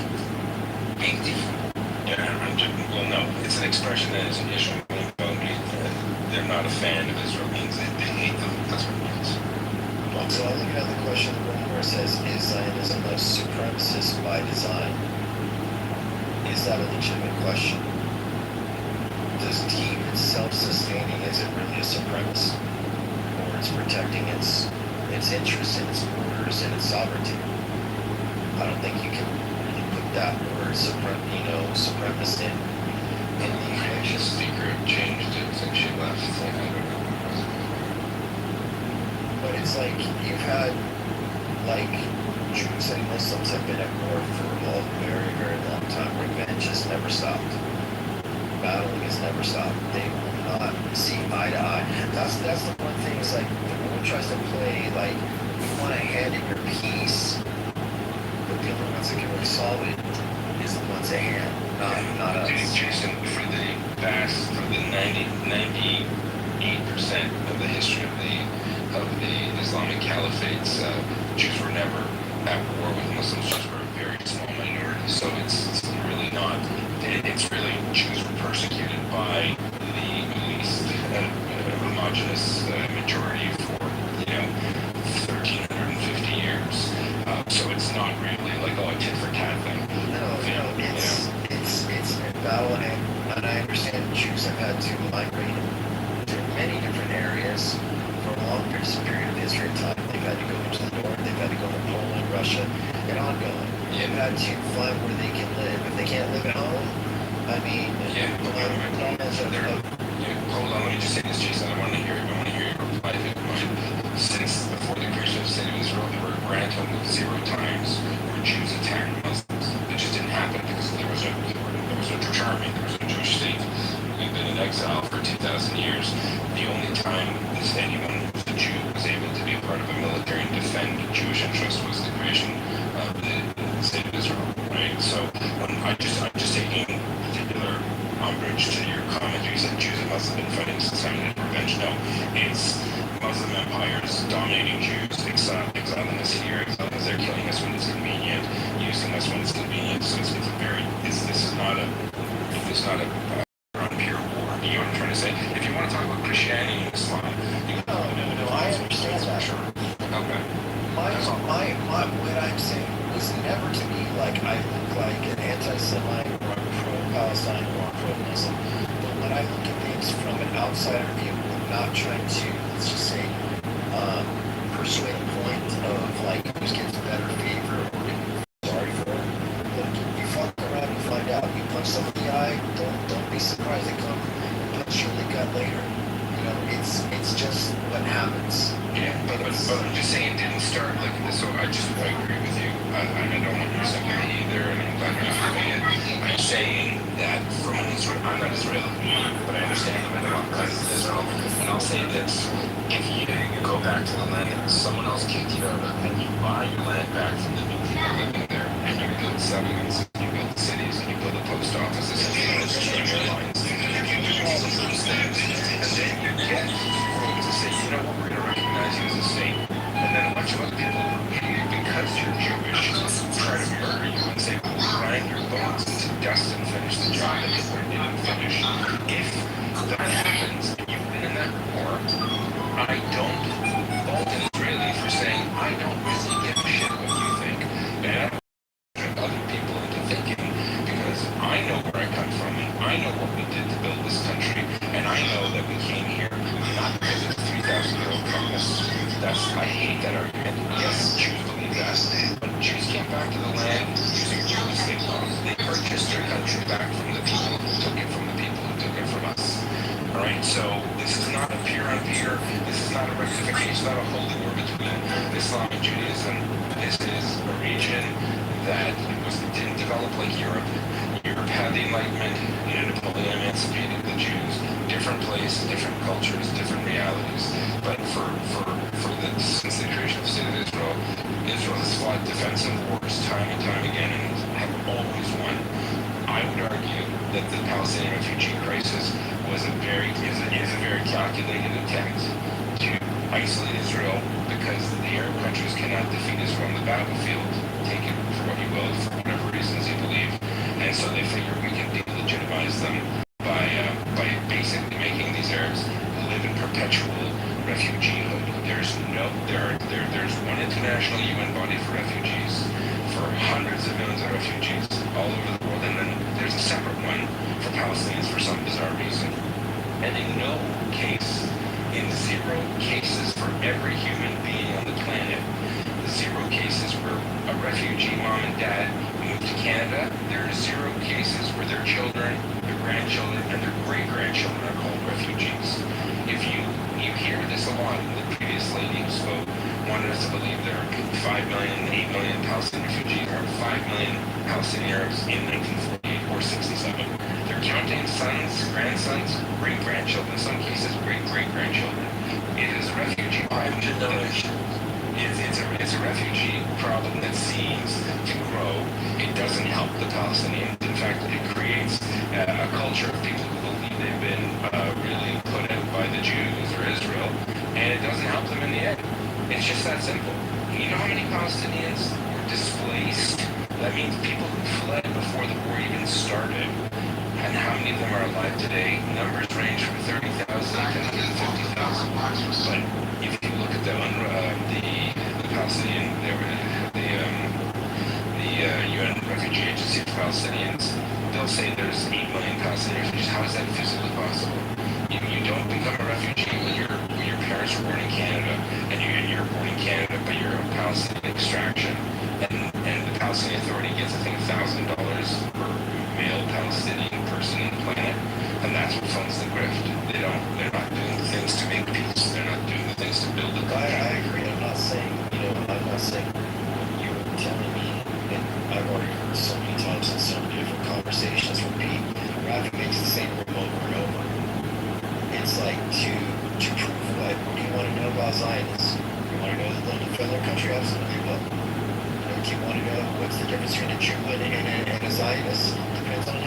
how you support the government, you know, and the thing is where people get caught up in the middle and they start having opinions about other people's affairs.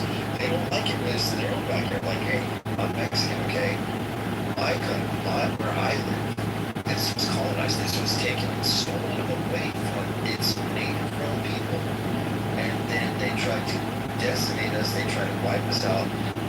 They tried to create platforms where we couldn't breathe because in order to live in the United States, or live in your land, you had to agree to some kind of de-licing treatment of what it was doing. It was making women infertile and, you know, making men impotent. And that was just one of the tactics that the U.S. used against its own people. So I understand exactly, you know, when you want to, you know, get what your colonized land is, like someone took it from you and you had to flee, and then you come back and they're just saying, are you surprised I'm fighting a war? No, I'm not surprised. You know, and it's still going on now. We here in the U.S. in California, with ICE. ICE is used against brown people specifically, even if they're American citizens. And you people, my wife including, have had to walk around with fear of being hunted.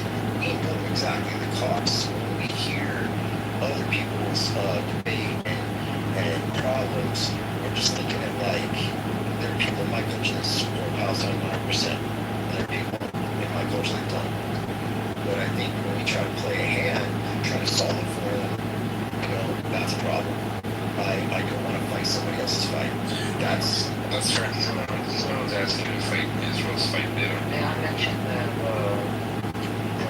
it was the Muslims, it was Muhammad that orchestrated genocide towards the Jews. It's also Muhammad that exiled Jews from Libya and Christians. Like you see them in all scripture. So I have a question. You're correlating a point of history of what's been accused of the Jews.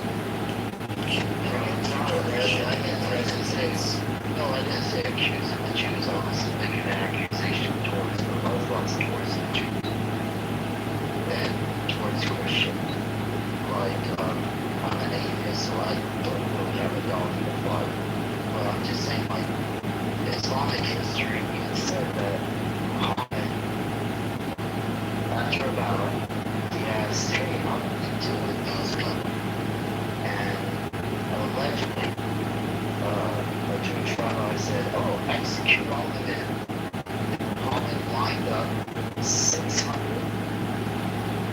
people, men, boys, pulled down their trousers, and they had pubic hair, chopped off their fucking heads and threw them in the ditch. Now, that's the first instance of genocide that we historically really know about, of like lining up a certain group of people and eradicating them to where the men cannot have children and women become sex slaves.